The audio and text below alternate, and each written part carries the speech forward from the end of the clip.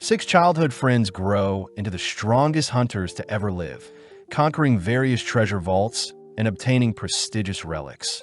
But their leader is the most mysterious of them all, housing the highest level, but it seems he has a secret to the madness. The anime opens with a flashback following six childhood friends all striving to become rich and famous, all agreeing to become heroes together living in the imperial capital of Zabridia. In the present, our MC Cry Andre reveals the importance of treasure hunters as they're placed in a high regard and are tasked with retrieving relics within treasure vaults around the world, all while slaying creatures known as phantoms. Cry is seen visiting the clan First Step, intrigued as they're holding interviews for new members. Plus, clans are unique since they're meant to be a collection of parties. Cry admits that he had failed in the past to get strong, but as Cry lines up to enter the building, he is suddenly greeted by Ruda Runbeck, a level 3 hunter. Runda says Cry seems the most approachable out of everyone in line. But sadly, Cry has no interest in making friends, surprised to hear Runda had been going solo up until now, but needs help conquering the White Wolf's Den treasure vault. Runda says she wants to find a party to conquer said vault, but Greg Zangief, a level 4 hunter, speaks up, mocking Runda for attempting the White Wolf's Den solo at level 3. Greg says Runda will be considered an amateur in the First Step clan, advising her to go home, but this causes Runda to ready her blades preparing to duel Greg. Luckily, while Simon orders everyone to stop, reassuring Cry as he seems to be strangely keeping his face hidden from others. Heading inside, Runda is amazed at the assortment of hunters present, learning that Cry has visited the place 5 times already, feeling bad for him. Cry says people with talent will easily climb the ranks, whilst those without cling on to what they have. But Runda asks why a crowd is forming. Something Cry knows is due to Arc Brave members being present. Apparently, Arc Brave is the strongest party present, and they even managed to complete a level 7 vault with only 6 members. Arc Rodan is the leader, housing a hunter level of 7. But rumor has it that no one has ever been recruited by them at these events. Runda wonders why there is a table vacant, prompting Greg to appear again, scolding Runda for not knowing that the table belongs to the party that first founded First Step, the Grievers. The Grievers were a bunch of kids that came to the capital and shocked the world with their skills, ultimately forming the Grieving Souls Party, and is coincidentally a party composed of Cry's childhood friends. Greg suspects that the Grievers are recruiting people, hence the big event. But out of nowhere, Gilbert Bush demands to meet the Grievers, crying that his level 4 status should grant him a spot in the party. Stepping up, Tino Shade, a level 4 hunter, prepares to silence Gilbert, but Lyle tries calming Tino down. Tino says her mentor would have done the same, but Lyle says the Vice Master will get angry if something happens at the event. Sadly, the crowd encourages the brawl, making room as Gilbert draws his sword, all whilst Tino begins bouncing in place. Cry orders Runda to leave the building as it's about to get messy. But as Tino draws her blade ready to clash with Gilbert, she suddenly detects someone familiar nearby. Having noticed Cry in the crowd, Tino completely ignores the duel, allowing Gilbert to attack the air, all whilst Tino rushes towards Cry, frightening and uncovering his identity as the leader of the Grievers. Apparently, the Grievers are a 6-man army with Cry being their leader, the strongest out of the bunch. Flashing back, we see Cry and his party taking on beginner vaults in record time, but on a particular day, Cry was rescued by one of his childhood friends. Cry found it strange that his 5 party members excelled monstrously compared to himself, so Cry reasoned he should leave as he would only be holding them back. Surprisingly, Cry was offered the position of leader in their group, but Cry had never asked for such a thing, cutting to the present where Greg and Runda are in disbelief that Cry is the clan master of First Step. Ark is seen trying to start a conversation with Cry, but Tino immediately calls out Ark for having ulterior motives, prompting Ark to commend Cry for observing the crowd with a disguise. Cry tries telling everyone that he simply overslept and tried sneaking into the event afterwards, but Ark seems to be giving Cry more credit than he deserves, something Cry had experienced his entire life. Tino continues to be protective of Cry. Something Cry knows is due to Tino being an apprentice of Liz Smart, one of Cry's childhood friends. Ark takes the chance to ask if Cry has any recommendations in mind, and seeing as Cry isn't accepting any members for his party, Ark says he'll take anyone as long as Cry recommends them himself. Cry feels bad seeing Ark's party members glaring at him, but keeping his word, Cry realizes Tino won't join any other party than his, so Cry calls out to Gilbert, declaring that he'll join Ark's party. Cry does add one condition, reminding Gilbert that the most important thing for hunters is to not lose, so Cry will personally gauge Gilbert's power. Cry declares to everyone that he has never lost a fight, uttering under his breath that he has never actually participated in a real fight before, but Cry continues by removing one of his rings, announcing that anyone who retrieves the ring will be recommended to Ark Brave. As Cry flicks the ring into the crowd, Gilbert is the first to catch it, but Tino follows up by monstrously kicking Gilbert aside. Tino is seen looking for the ring, all whilst the crowd of hunters chase after it as well. But to motivate the crowd more, Cry says the ring is a relic and whoever obtains it can keep it. With the crowd distracted, Cry makes his leave, but as we cut to the next day, Cry is seen at the First Steps clan house. Eva Renfi, the vice clan master, reports that the building of the meetup yesterday is in ruin thanks to Cry's appearance. So the Explorers Association wants to speak with Cry. Cry says that since Ark is quite easygoing, they'll have Ark pay for the damages plus Ark can speak with the Explorer Association. Eva feels bad since Cry is pushing all the responsibilities onto Ark, but Cry says branch manager Ark is a scary person. Plus Cry can't go outside seeing as his disguised relic, reversible face, have been broken and he doesn't want to be attacked. Eva questions if Cry gets attacked often, finally convincing Cry to visit Gark. But funnily enough, Cry deeply apologizes for the damages at the event, reassuring Gark Welter, the Explorers Association's branch manager, that no one was hurt. Seeing Cry so sorry, Kanan hands Cry a book filled with jobs no hunters want, jobs known as chores. Not wanting the hassle, Cry gets serious, agreeing to take on a chore to make up for the commotion he caused. Cry searches for a chore he can pass on to Ark, only to stumble onto a level 3 rescue mission. As Cry leaves, Gark is impressed Cry picked out the most dangerous job out of the bunch, cutting over to Cry, who is horrified to hear that Ark is busy at the moment. Tino takes the chance to show off the ring she managed to retrieve at the event, but seeing as it's the perfect opportunity, Cry asks if Tino would join him for a chore. Before Tino can flee, Cry binds Tino with his hounding chain, something that disappoints Tino. Tino cries that she is still only level 4, and seeing as the quest is in the White Wolf's den, Cry calls for Runda, Greg, and Gilbert to assist Tino. Cutting back 6 years, we see a younger Cry and his party visiting the Explorers Association, a place known as the Treasure Hunters headquarters. When Cry got cold feet and tried backing out, Luke Cycle took charge and kicked down the association's doors, demanding to challenge the strongest swordsman they had. Liz Smart also introduced herself as the greatest thief in the world, asking where they could all register as treasure hunters. But Cry began to feel sick at how fast things were moving. When Cry went to register his party, he was asked to assign a name and a crest to his party, and seeing as this is the perfect chance to deter his members from continuing on as heroes, Cry chose Grieving Souls with a skull as their crest. Immediately, the others were against such a name and crest, but upon hearing Cry suggest he step down as leader, the others agreed to accept Cry's decision to prevent him from leaving. In the present, Cry had visited Runda, Greg, and Gilbert, all still speechless to see that Cry is the level 8 hunter with the title of Thousand Tricks. Apparently, hunters that obtain a title are highly regarded, but Gilbert refuses to accept such a wimpy man like Cry to be the capital's strongest. Cry tries calming Gilbert down, asking if the trio would like to accompany Tino on her chore, but Gilbert refuses to listen to Cry, forcing Cry to recruit Greg and Runda only. Cry says Tino is free to take any other from the clan but himself, but before Cry leaves, Gilbert demands to challenge Cry, offering to go if he loses.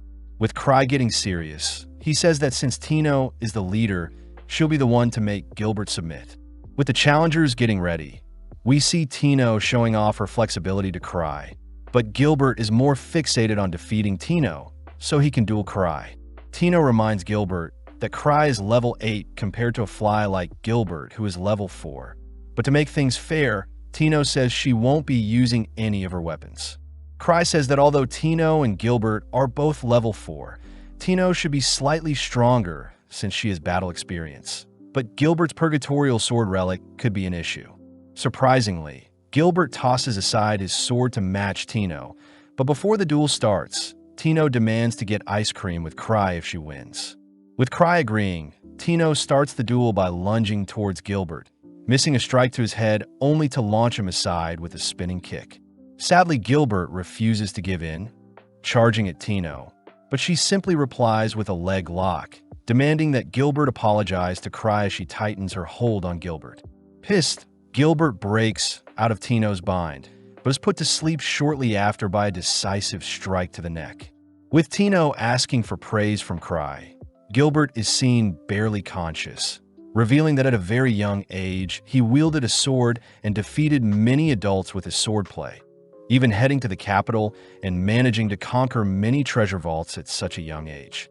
In the present, Tino advises Gilbert to pick up his sword if he wants to win, but Gilbert's pride refuses to let him. Gilbert admits that he wasn't as strong as he thought, suddenly hearing Cry say he knows Gilbert left his original party since he was too strong for them, shocking Gilbert as he wonders what Cry truly is capable of. Intrigued by Gilbert's blade, Cry nonchalantly heads over to inspect it, but before even grasping the blade, huge amounts of flames engulf Cry, horrifying Gilbert as Cry is able to draw out more power from the Purgatorial blade. In this world, mana material is said to be the core substance, and treasure vaults are phenomenons when mana is condensed along with ley lines. Till this day, there are things to be discovered, and the White Wolf's Den is a treasure vault with many mysteries, a site originally inhabited by silver moon wolves. It wasn't until the wolves were hunted for their fur that the location became a vault and wolf phantoms started appearing, the primary reason why Cry refuses to take on the chore. Seeing Eva worried, Cry says Tino's 4-man party can easily take on the job, but Eva is more curious about the spectacle that happened with Gilbert's sword. Cry cryptically says it was a simple trick even Gilbert could have pulled off, but Cry gets distracted admiring his relic rings and Gilbert's relic sword, annoying Eva as she reminds Cry that he can't be buying whatever relics he pleases. Cry reveals that his party members equally split any profit, feeling bad since he gets paid even though he doesn't do any work, but seeing as his relics are dead, Cry heads over to get them charged. Sitting down with some party members, Cry has his gear charged, only to hear reports of wayward phantoms appearing northwards, destroying an entire caravan. Apparently, even level 3 guards couldn't stop the phantom, and now the Knights of the Third Order are dead set on exterminating the threat, especially since it looked like a wolf and was near the White Wolf's Den. The gang suspect the den must have created such a creature, freaking Cry out when he hears that Rudolph Devount, a level 5 party, went missing in the den checking the job again. Cry realizes it was a rescue mission for Rudolph and his 5 other level 5 hunters, but as Cry tells the others that he sent Tino to retrieve the missing party, the duo fear Tino won't make it back. Cry chooses to excuse himself, wondering if Gilbert charged his sword before heading out, but at the same time, we see Tino and her party deep in a forest. Tino reminds the gang that such a mission won't be easy, hence why they were asked to write their wills, but Greg fears that their 4-man party is too random to take on any extraordinary quests. Tino corrects Greg, declaring that Cry is far more calculating than anyone they've met, inspiring the gang to continue forward as they have full faith in Cry's decision to give them the job. At the same time, we see Cry about to puke, blaming himself for sending Tino and the gang on an impossible mission. Seeing as he has to right his wrong, Cry heads over to open a secret passage near a bookshelf, reasoning he should stop the gang and hand over the job to someone else more qualified. At night, we see the gang making good progress through the woods, but suddenly a phantom attacks them. Greg is mortified to see the creature equipped with armor and a sword, but Tino cries that they must overcome such a creature. Back with Cry, we see him sifting through his assortments of relics, stashing up on items he may need, but before he can head out, Eva asks what he is doing. Eva is happy to see Cry is worried about Tino and the others, but spots Cry wearing a citry slime, an item that violates Imperial law. Just like that, Cry heads onto his balcony, activating his Night Hiker relic only to rocket towards the gang. Flashing back, we see Cry's newly formed Grieving Souls party reporting on their first week of vault hunting, all amazed that they encountered a level 4 Cyclops in a level 1 vault. Overhearing their conversation, a drunk adventurer accuses the kids of lying, but the man is shocked to see the gang have brought back the monster's head. Working together, Tino and her party manage to slay the phantom before them, but they're confused as to why such a creature appeared near a level 3 vault.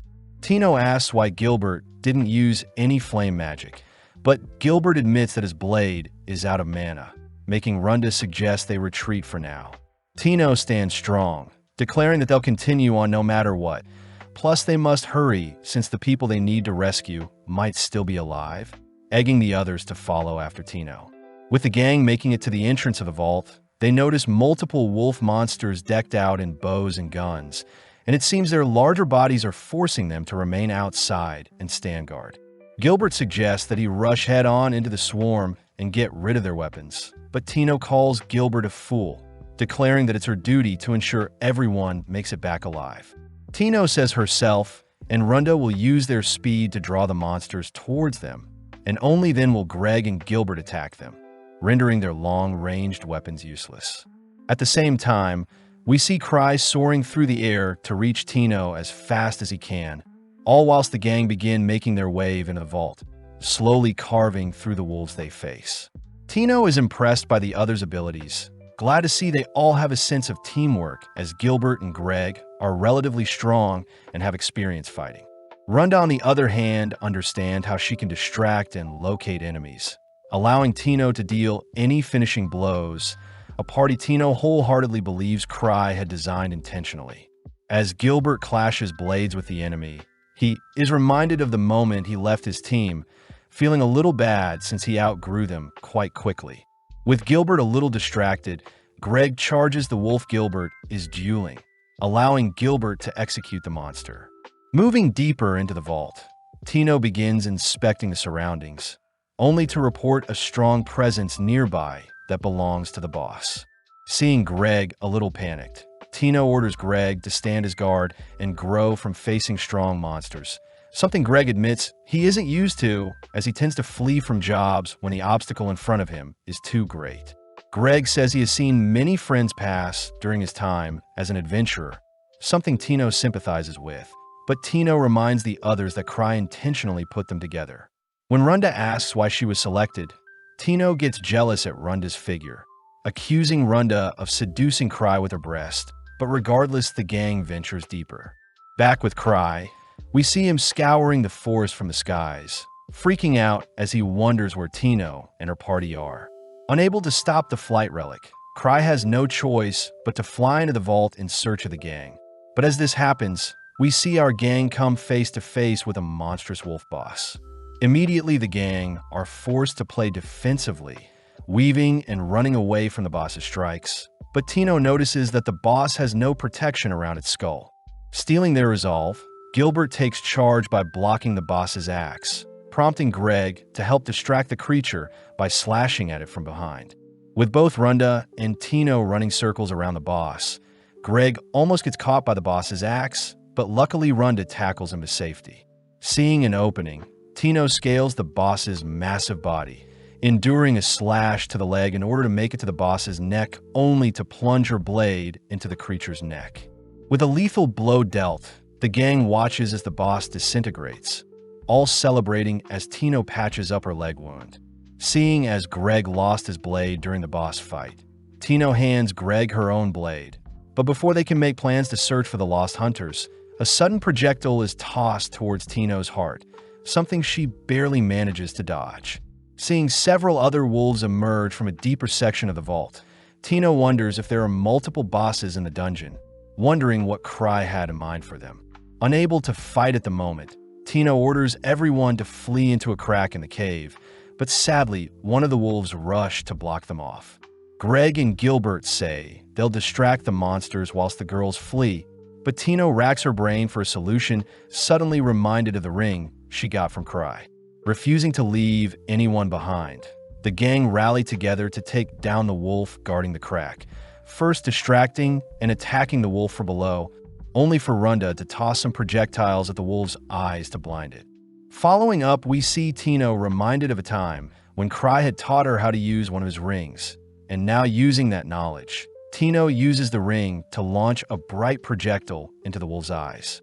With the creature blinded, Gilbert tries going in for the finishing blow, but Tino cries for Gilbert to stop, ultimately watching as Gilbert is blown into the nearby walls.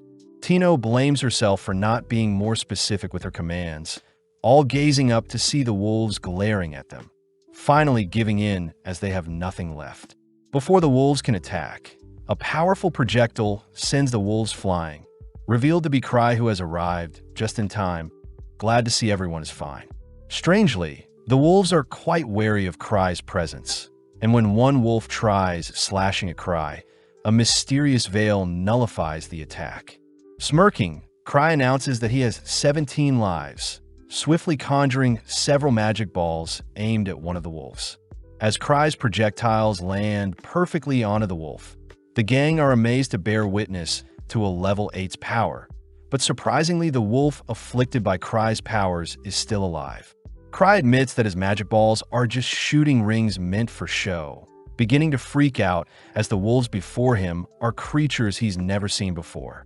Seeing no other choice, Cry launches his special item around his neck into the air, only to ignite it to create a smoke screen. With everyone ordered to run, the gang are grateful to Cry for running in the rear guard since Tino is hurt, but Cry says he didn't mean to, as he is just slow. Tino is reminded of the first time she met Cry, flashing back to a time when a young Tino was almost captured by some thugs, but suddenly Cry and his party showed up unintentionally rescuing her. Having made it to safety, Cry commends Tino for staying alive up until now, and seeing as Tino is injured, Cry makes use of a healing relic to instantly patch up her leg wound. Seeing as escape is their #1 priority, Cry takes the lead and begins escorting the gang through the cave, but secretly he has no idea where he is going. In the past, Cry had shown off all the relics he collected to his party, making his party jealous as they wanted Cry to pick out a relic for each of them.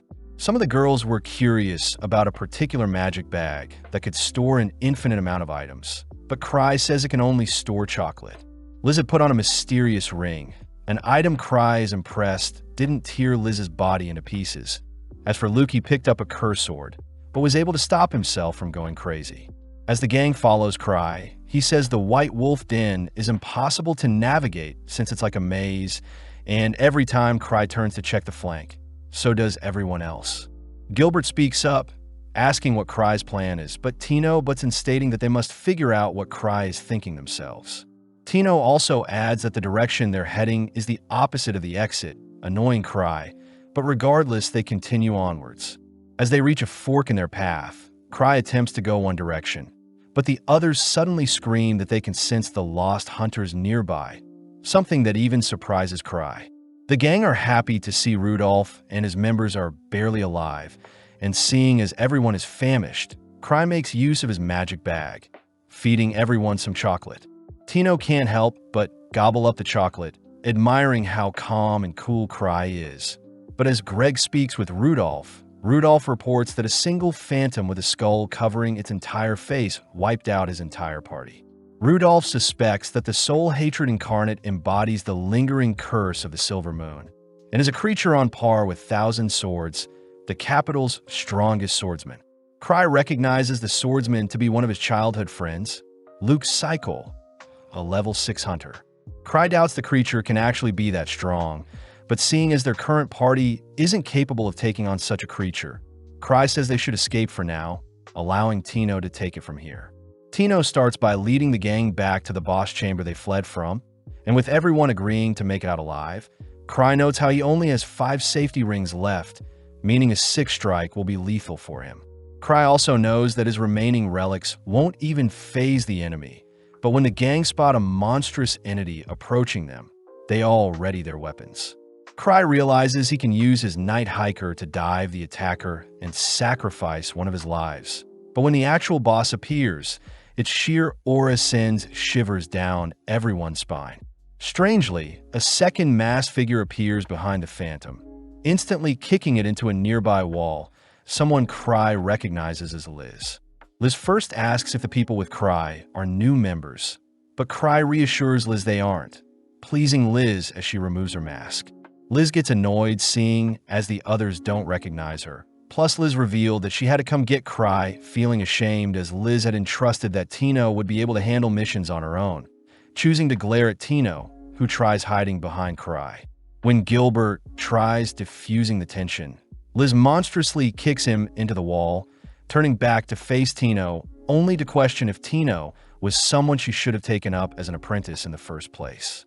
With Tino unable to do anything but sincerely apologize, Cry is forced to step in, finally able to calm Liz down. With the boss recovering and another wolf appearing, Liz is forced to silence the creatures, ruining her moment with Cry, choosing to equip her mask as the enemies spray her down with bullets. Activating her technique, Liz manages to slow down time, nonchalantly catching and nullifying the gun spray. Liz takes the chance to educate Tino on how to slay armored creatures, uttering that Tino must simply slay them whilst they're in their armor, demonstrating by slashing up the armored wolf with a single kick. Seeing the boss thrust its blade towards her, Liz chooses to catch the blade, demanding to know why Tino found the boss so difficult to defeat, as Liz herself lands a disgusting knee onto the boss. Liz continues by dragging and slamming the boss into the ground, reminding Tino that she is far too weak and that she needs to grow stronger if she even wants to compare to Liz herself. Unable to handle the criticism, Tino begins to cry, something that makes Cry feel bad for her. As Liz finishes off the boss, Cry reveals that Luke and Liz used to spar each other constantly, and is the reason why they're so strong today. Plus, Liz is the fastest thing to exist in this world, moving faster than her shadow, can keep up, hence her title of Stifled Shadow, the level 6 hunter. With Liz now calm, she jumps into Cry's arms, happy to see Cry again. Back at home, Gilbert is seen handing over his blade to Cry, telling Tino and the others that he plans to rejoin his former party and grow stronger alongside them, with the goal of reaching Liz's strength in the future. In the past, Cry had accidentally placed orders for masks without eye holes, but his party had believed Cry had intentionally left out the eye holes to make them stronger.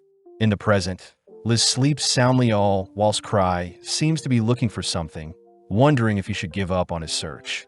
Flashing back 1 year, Citri Smart, a level 2 hunter with the Alchemist class, had entrusted Cry with handling a slime she created.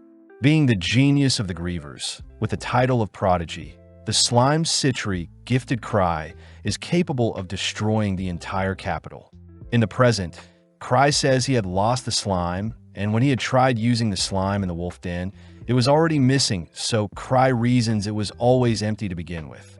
As Cry tries to forget about this slime, we cut to some hunters exploring the wolf den, having heard from the association that there are anomalies that lie dormant in the den.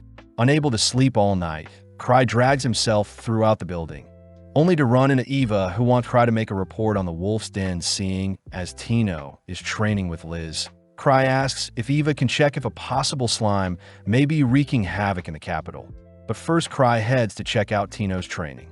As Cry leaves for the basement floor, Eva admits that Cry has the special foresight to predict the future with his guesses, something even Cry isn't aware of. In front of Tino's training room, Cry runs into Sven Anger, a level 6 hunter and the leader of the Obsidian Cross Party. Sven asks Cry to convince Liz to give them the training room, but Cry apologizes since Liz came home earlier than expected, having gotten bored of disarming traps in Night Palace, a level 8 vault, and simply returned home.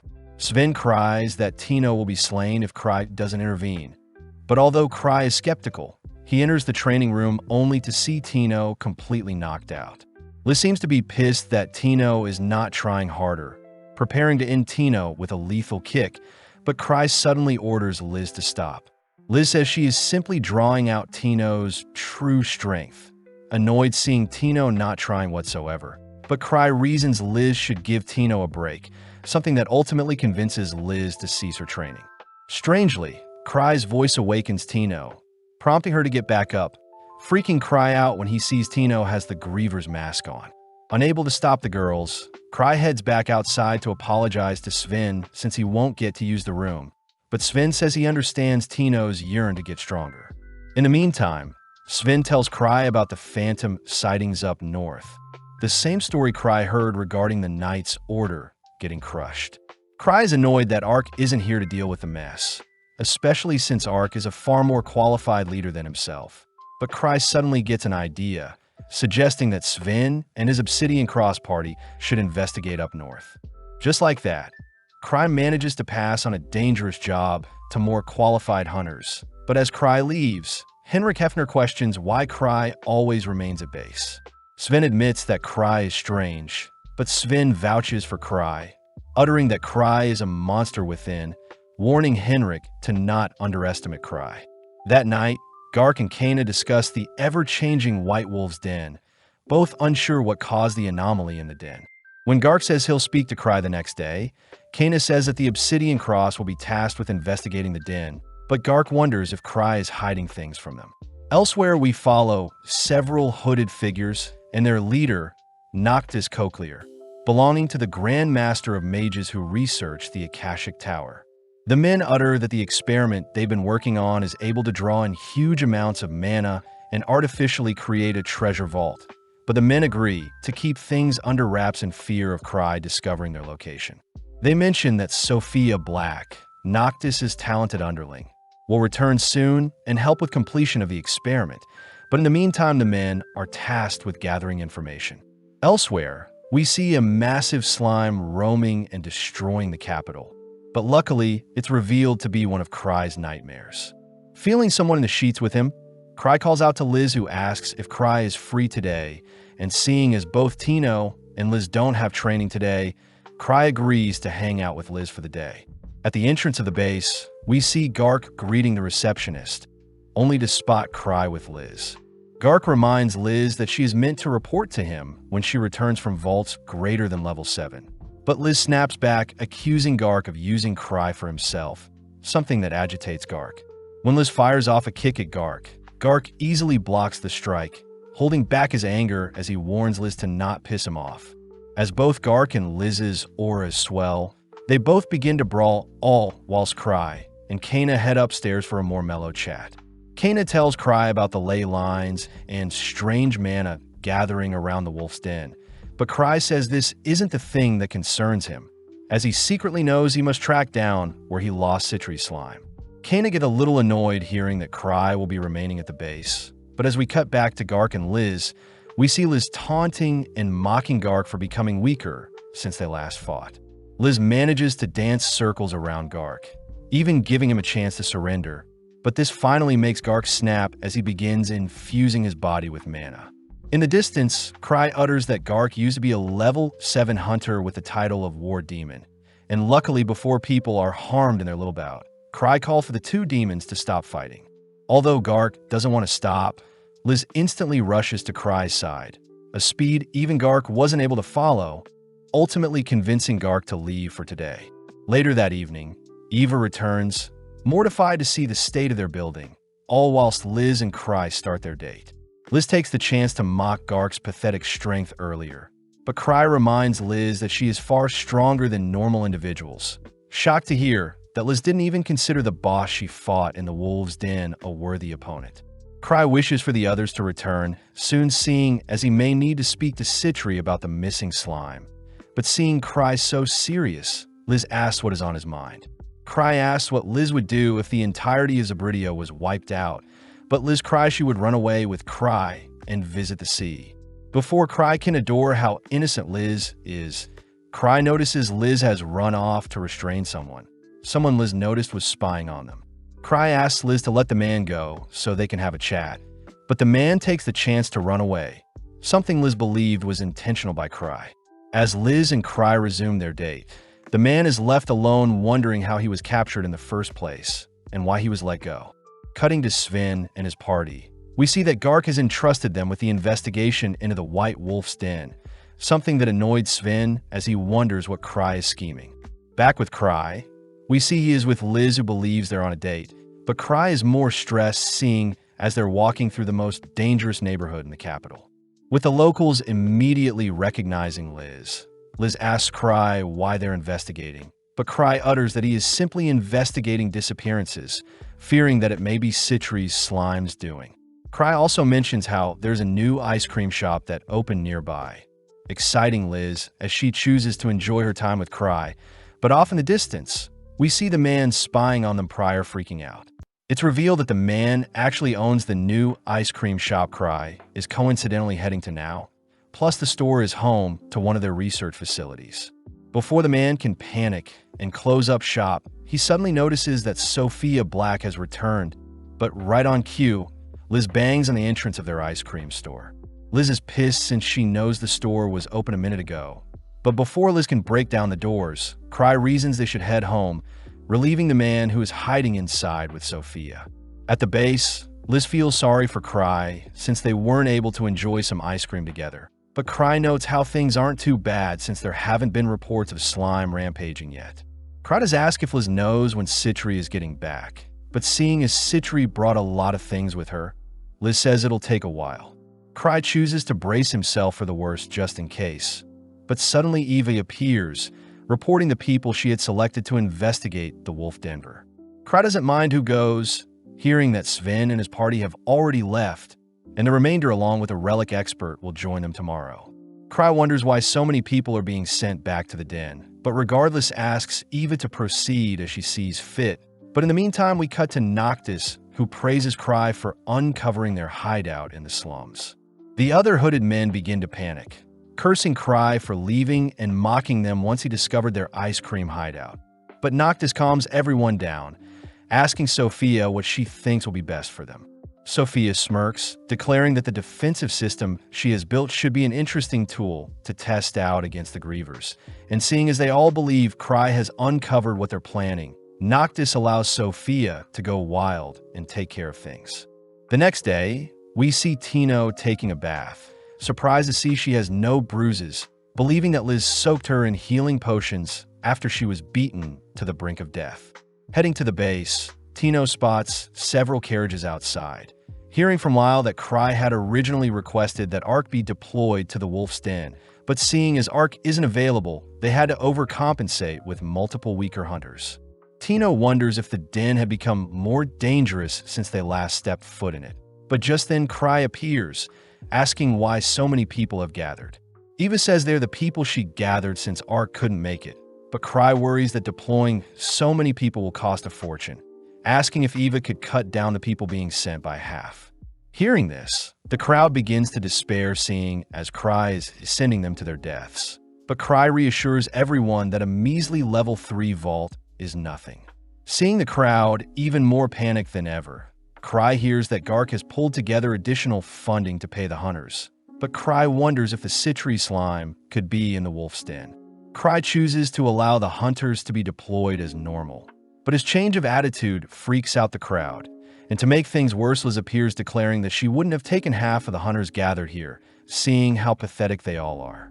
When the crowd accuses Liz of not understanding them since she is a genius, Liz snaps back, pointing out how disgusting and worthless they all sound, choosing to leap towards Cry's location only to ask if she and Tino can take on the job. Cry immediately refuses, fearing that Tino will suffer, so Cry says the hunters gathered will proceed as planned, but suddenly Eva asks if Cry will be leading the hunters during their investigation.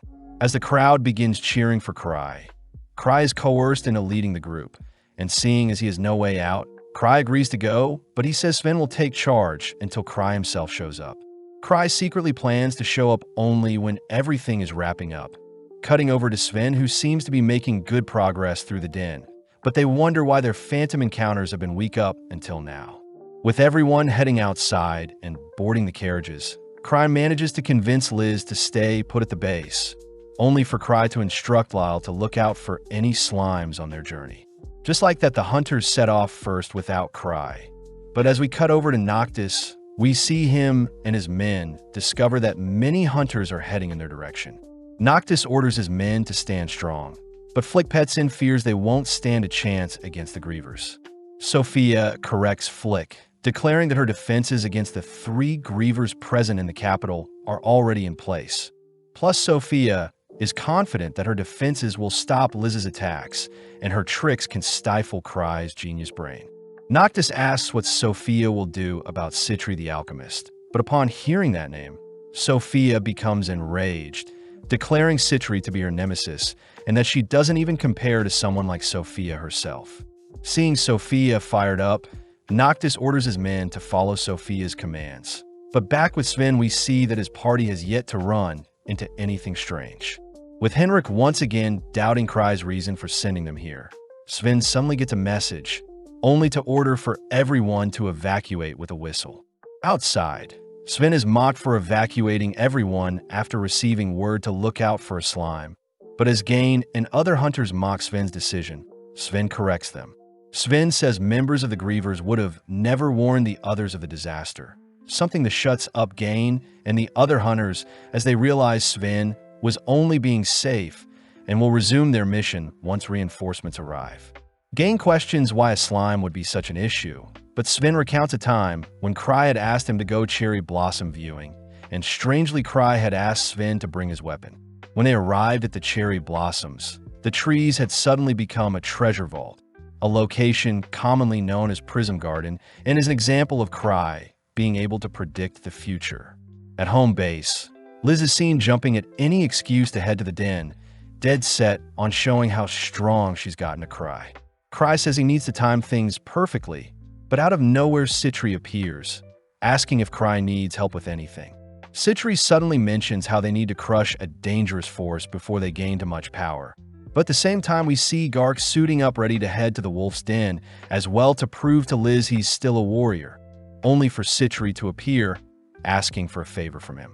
In the past, Citri had told Cry that she wanted to take on a different role compared to the others in their party, a decision that Cry ultimately encouraged Citri to make. Heading to the secret room, Citri points out how rapidly the Citri slime could evolve and adapt, something that scares Cry. But Citri says she had taught the slime to leave herself and Cry alone. Cry takes the chance to tell Citri that her slime is missing, but this makes Citri immediately investigate how it went missing, suspecting it must have escaped through the drain in the room's bathroom. Citri says she'll deal with the slime, all whilst Cry handles a different issue. But as we cut over to Lal, who greets Sven, Lal passes on Cry's orders to have Sven command the hunters whilst he is gone. Seeing as Liz won't be an issue, Sven rallies together the troops, asking if the hunters are ready to deal with slimes. Immediately, the hunters point out that any weapon at their disposal should deal with such a harmless creature. But this annoys Sven as he wishes Cry was more specific about the threat at hand. Gain takes the chance to mock Sven for stalling their mission once more, but this time the surrounding hunters laugh at Gain for going against Cry's warning. At that moment, Talia Widna, an alchemist that had supposedly been working with Citri on her slime investigations, presents a tube specially designed to slay slimes. Following Noctis, he is seen being fed information regarding the hunters at the Wolf's Den, with numbers totaling just under 100 and only a few have titles. As Sven starts the operation, he chooses to send small parties into the den, ordering them to whistle and communicate if anything happens. But sadly, after a whole day of searching, Sven is baffled to have not encountered anything but phantom wolves in the Denver. With so many injured, Sven wonders if Cry was wrong, all whilst Gain voices how disappointed he is in Sven. Luckily, Sven stays resilient, wanting to see the mission till the very end. But as night falls, we see Gain heading into the woods to take a leak. Whilst Gain is berating how spineless Sven is, he suddenly hears a strange noise nearby, choosing to investigate it before sounding his whistle. In the distance, Gain notices two hooded figures standing before a monstrous wolf, listening in as Hose and Tage discuss plans to further inject the creature with a strange substance. Before the hooded men can act, Gain rushes towards the men, announcing himself as a hunter only to begin beating up the hooded men. Gain chooses to take out Tage first, but whilst he is distracted, Hose manages to inject the creature with the syringe, forcing it to undergo a mutation. In mere moments, the creature's body begins to melt and ooze like a slime.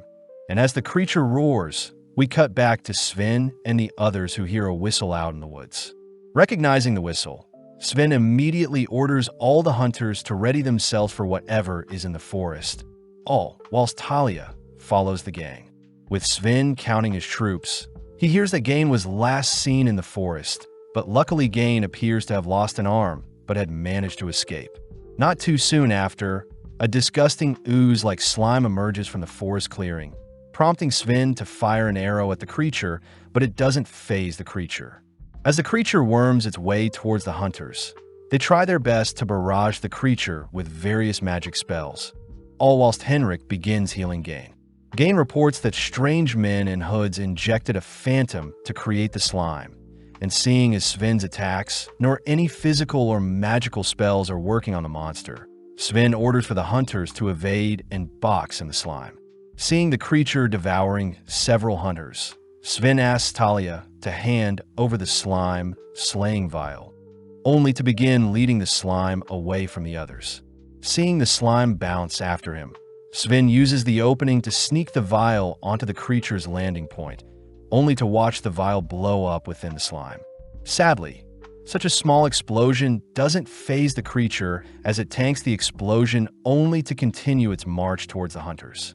With Sven out of ideas, he racks his brain for a solution, only to be surprised to see that Citri has arrived, uttering that the slime before them nullifies magic. Citri says that Cry had allowed her to take charge of the mission, revealing that the slime before them is encased in a force field that negates all attacks. And seeing as the creature is melting, Citri suspects it's trying to replenish its mana, hence why it targets beings with the most absorbed mana like herself. Citri feels sorry for the Phantom as it had to take part in a failed experiment, and seeing as she should put the creature out of its misery, Citri tosses a piece of anti-metal at the creature, ordering Sven to shoot the metal. In an instant, the metal explodes, wiping out a chunk of the slime, but this is enough to slay the slime for good. Gark appears, revealed to have given Citri a ride, but more importantly, Citri says she knows who is behind this mess. Following Noctis, he is mortified to learn that Citri was able to take down their transmogrified monster, but at the same time Citri tells the others that the Akashic Tower is behind this incident. The hunters are immediately skeptical seeing as Noctis is meant to have been banished from the kingdom, but Citri says she had been hunting down Noctis for a long time, plus the anomalies in the Wolf's Den reinforce her suspicions. At that moment, Talia points out that the enemy must have a base below the den, something Citri agrees with. Citri says they should first interrogate the men Gain attacked, apologizing in advance since she used up all the anti-mana metal she had, but she will still do her best to fill in for Cry. As Citri heads out to make her analysis, Sven warns Hendrik to not be fooled by Citri's good girl act, especially since Citri is a monster just like the other grievers. In the meantime, Liz rides Cry, begging him to go to the den and assist Citri, but sadly Cry forbids it all whilst Tino shyly stands idly by. Back with Flick, he's annoyed that Sophia wants them to send out monsters one at a time, plus she hasn't been communicating with them as planned. Refusing to embarrass themselves in front of Noctis, Flick orders for all of their monsters to be released at once. But as we cut back to Citri, we see her and the others interrogating Hose and Tage. Citri knows that disciples of Noctis would never willingly betray their master, so Citri declares she'll use a special potion to make them speak. Immediately, Adoria, a member of the government, reminds Citri that using such a potion would be like brainwashing someone and that it is illegal. When Gark himself steps up to calm Citri down, Citri reveals that the potion is merely colored water, even drinking the potion to prove it was a joke. Sadly, a large howl can be heard off in the distance, followed by the thumping of another red slime in the distance. Citri says different slimes have different magic barriers, and seeing as they need time to figure things out, Citri orders for several hunters, including Lyle, to stand as defense. When a monster approaches Lyle, it throws out a punch that strangely eats away at Lyle's defense, forcing him to toss away the shield to keep his arm. As mages launch fireballs at the slime, Citri notices it evades by spinning, a technique that it uses to attack as well. Gark fears that his axe will do nothing to such a creature, and seeing as they can't wait for the creature to tire itself out, Citri says they need to focus their attacks on a single spot or nullify its magic barrier. Before Citri can give orders, another blue slime appears, prompting the hunters to ask Citri to issue a retreat order. Citri seems to be thinking hard, but out of nowhere Citri's demeanor changes, ordering for the mages to stop firing and everyone to step back and watch. Strangely, the blue and red slimes immediately begin clashing. A feature of the slimes, as their sole existence, is to absorb other things with the greatest mana capacity. Within mere moments, several other slimes appear, but they all seem to be brawling with each other. But off to the side, Talia strangely utters that the slimes were meant to be sent one at a time. Cutting over to Noctis, he heavily berates his men for not listening to Sophia. Plus, Sophia is finally communicating with them, revealing that Gark, the retired hero, is also present against the hunters. Noctis immediately stiffens up, seeing as their transmogrification potions were wasted, but Sophia says they have to double down and wipe out the hunters before they find their base. Sophia suggests they unleash the partially trained Malice Eaters, and seeing as the creatures will need guidance, Flick is assigned to lead the creatures into battle. Back on the surface, Talia is seen admiring Citri, having been by Citri's side for a long time, and in that time Talia felt helpless at how smart and unique Talia behaved, ultimately making Talia scared and jealous of Citri. Sven notices Talia looking upset, reassuring Talia that their mission will be a success, seeing as Citri is here now. But Sven wonders why Hose and Tage have been staring at Talia. As Citri works throughout the night, Gark chooses to check in on her, asking Citri to not push herself so much, but Citri utters that she knows where the enemies are. Gathering everyone, Citri shows everyone her findings, only to pinpoint the Akashic Tower's hideout to be near the edge of cliff. Citri is able to confirm her suspicion when she asks Hose and Tage, reasoning the hunters should head out immediately and attack, whilst Noctis isn't suspecting them. But this only prompts Hose and Tage to cry for Sophia to rescue them. Citri recognizes Sophia's name to be her nemesis, but sadly Citri has been unable to capture Sophia up until now, swearing that she'll capture Sophia and Noctis, the evil mages, and place them into the South Asteria prison. Gark tries bringing up something from Citri's past, but Citri stops Gark before he does, cutting over to Cry, who is finally making his way over to the wolf den. Liz is clearly excited to show off her new powers to Cry, but Cry wonders how he can stall longer, seeing as he doesn't have many safety rings. Since it's quite dark, Tino tries pretending to be scared in order to hold Cry's hand, but immediately Liz forbids it, scolding Tino for even trying such a thing. Unable to see in the dark, Cry is forced to use an owl ring to help him navigate in the dark, all whilst Liz orders Tino to continue standing guard. With Sven, Citri, and several others patrolling the area, Gain apologizes to everyone, seeing as Cry was right all along, something Citri doesn't fault Gain for doing, as Cry is a unique specimen. Citri says Cry may appear as weak as a bunny, but he exhibits the power of a level 10. Sven takes the chance to ask why Citri didn't bring her magic creature kill him with her. But at that moment, a destructive bolt of lightning erupts from the skies, aimed directly at Citri. Revealed to have been Flick riding his Malice Eater, Flick cries that it was the right call to engage the hunters head-on with only one Malice Eater, but when Flick goes to inspect the hunters' corpses, he notices Sven is still alive. Flick cries that he'll single-handedly take down all the hunters, but out of nowhere Citri speaks up, revealing herself to be unharmed. Taking out a water gun, Citri fires a healing potion at Sven, instantly healing all of his wounds and allowing him to rush Flick, only to knock Flick out. Sadly, Sven is no match for the Malice Eater, but Gark appears, teaming the beast only to slay it. Following Noctis, he is annoyed Flick didn't make use of all the Eaters, prompting his men to suggest Noctis flees whilst they stall for him. Noctis refuses, declaring that they still have their trump card of Akasha, plus Sophia still has things up her sleeve, something that inspires the remaining hooded men to fight till the very end. Outside Noctis' headquarters, we see Citri and the others eyeing the entrance, annoyed to see monsters standing guard. Citri asks if Sven can carve open a path for them, but Gark intervenes, declaring he'll help them enter the cave and slay the evil mages. At the same time, we see Cry and the girls have made it to the location where Citri was attacked by Flick's lightning spell, freaking Tino out as such a spell cleared out a fraction of the forest. As Gark charges the creatures guarding the entrance, Sven and several mages assist his entry, all whilst Noctis unveils his trump card. Having sent the embodiment of Akasha itself to face off against Gark and the hunters, we see our hunters slowly losing the fight as other hooded men ride Malice Eaters into battle. But during the battle, we see Flick cutting his way out of his binds. Slowly, the Eaters tear away at the hunters, but right when things seem lost, Liz appears, instantly slaying one of the Eaters. Back with Cry, he is left alone with Tino since Liz ran off without them. But Tino suddenly declares that she has detected 3 entities nearby, revealed to be Flick, who escaped with the other 2 men. Cry mistakes the entities to be simple forest monsters, ordering Tino to leave them alone and proceed with their travels.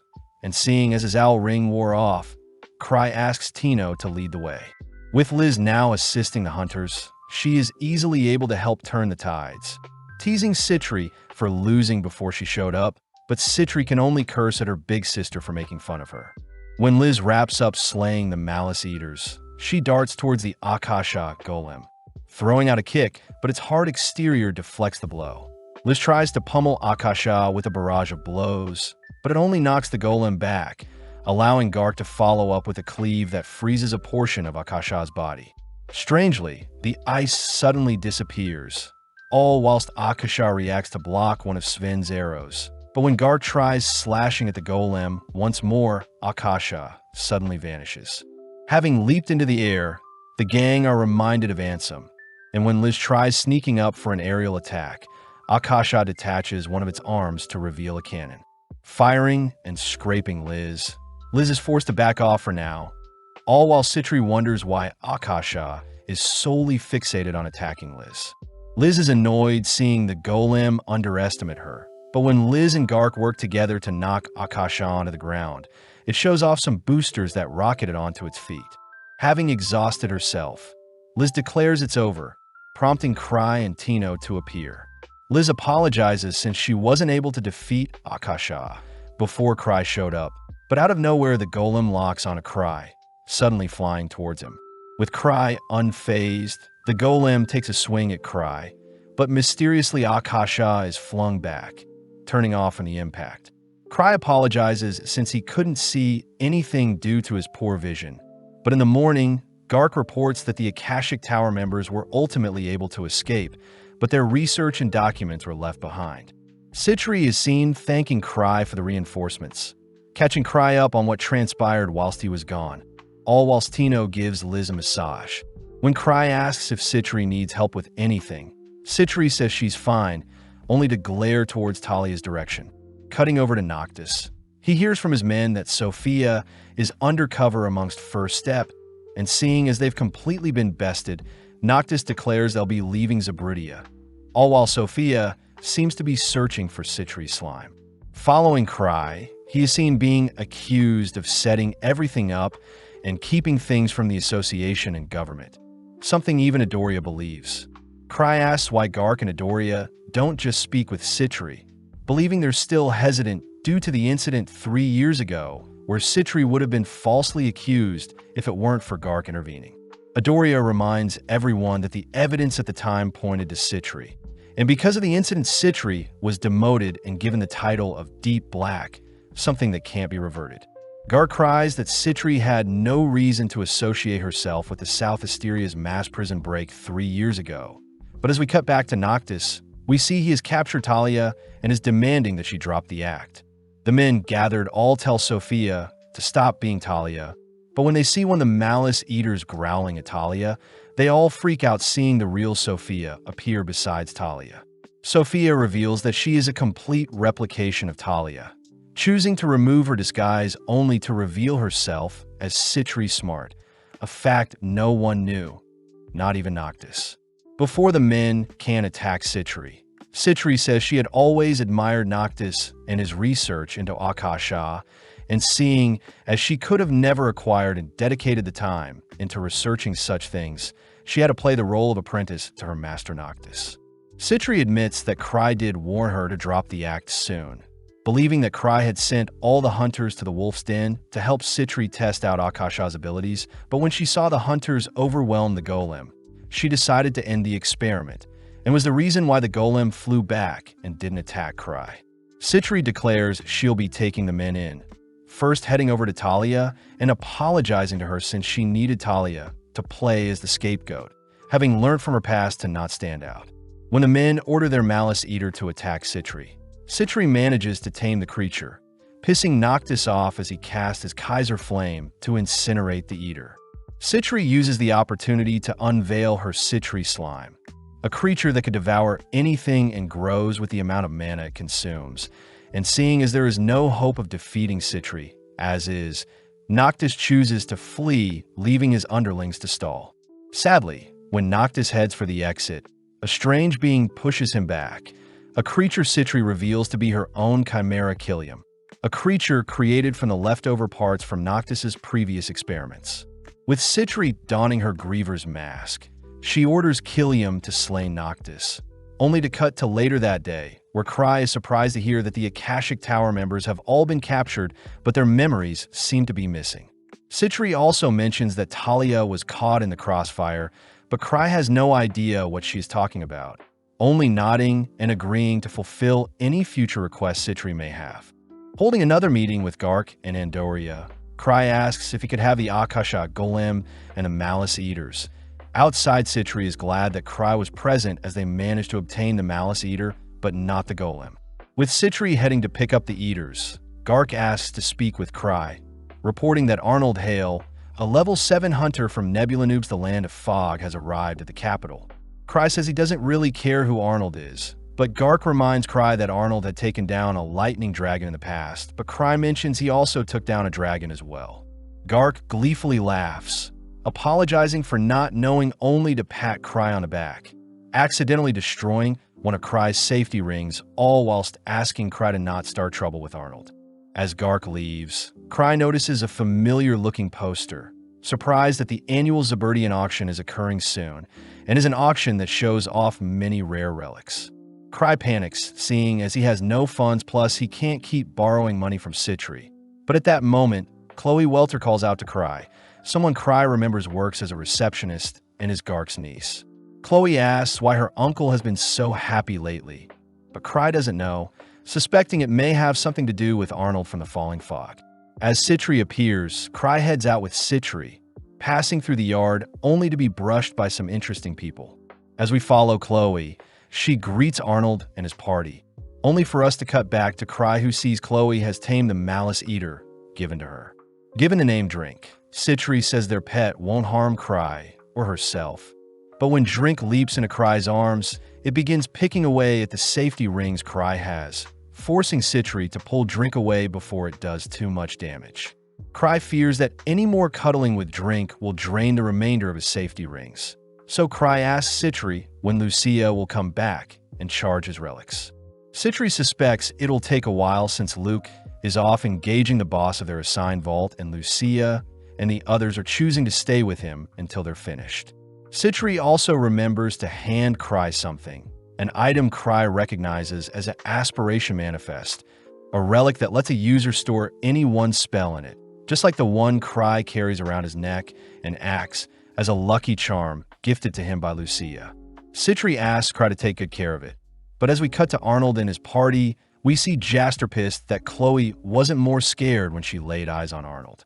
Ilaria manages to calm Jaster down, declaring that they'll work their way up to becoming the heroes in the capital as well, something that fires Arnold up as he squeezes the juice out of an apple. Back at the base, we see Citri giving her all to massage Cry, something that annoys Eva, but as Citri enjoys the moment, Cry says he still needs Lucia to recharge his relics. Citri suddenly gets an idea, first wrapping up her massage session with Cry only to gather several hunters to start an impromptu lesson to help Cry out. Citri declares that those who pass the class will be classified as a mage on par with Lucia, something that makes the hunters perk up especially Chris Argent and Lapis Fulgur, members of the Starlight Party. Chris gets annoyed at Cry for zoning out, but Lapis calms Chris down, reminding her that Cry is Lucia's older brother and someone they should respect. Apparently, Starlight is a party composed of demi-humans called noble spirits, beings that have lived many years and are experts at magic. Lapis herself is level 6, whilst Chris is level 3, and their kind tends to look down on those that aren't great mages. Lapis asks if they can truly get as strong as Lucia, especially since Lucia is the most renowned mage in the capital. But Citri doesn't lie, only uttering that their training involves things Lucia would do often. Marietta and Nori chooses to go first, starting off by charging one of Cry's relics, but it seems to be taking longer than usual. Citri simply orders Marietta to continue until completion, and when Marietta is done, Citri simply hands Marietta some more relics charge.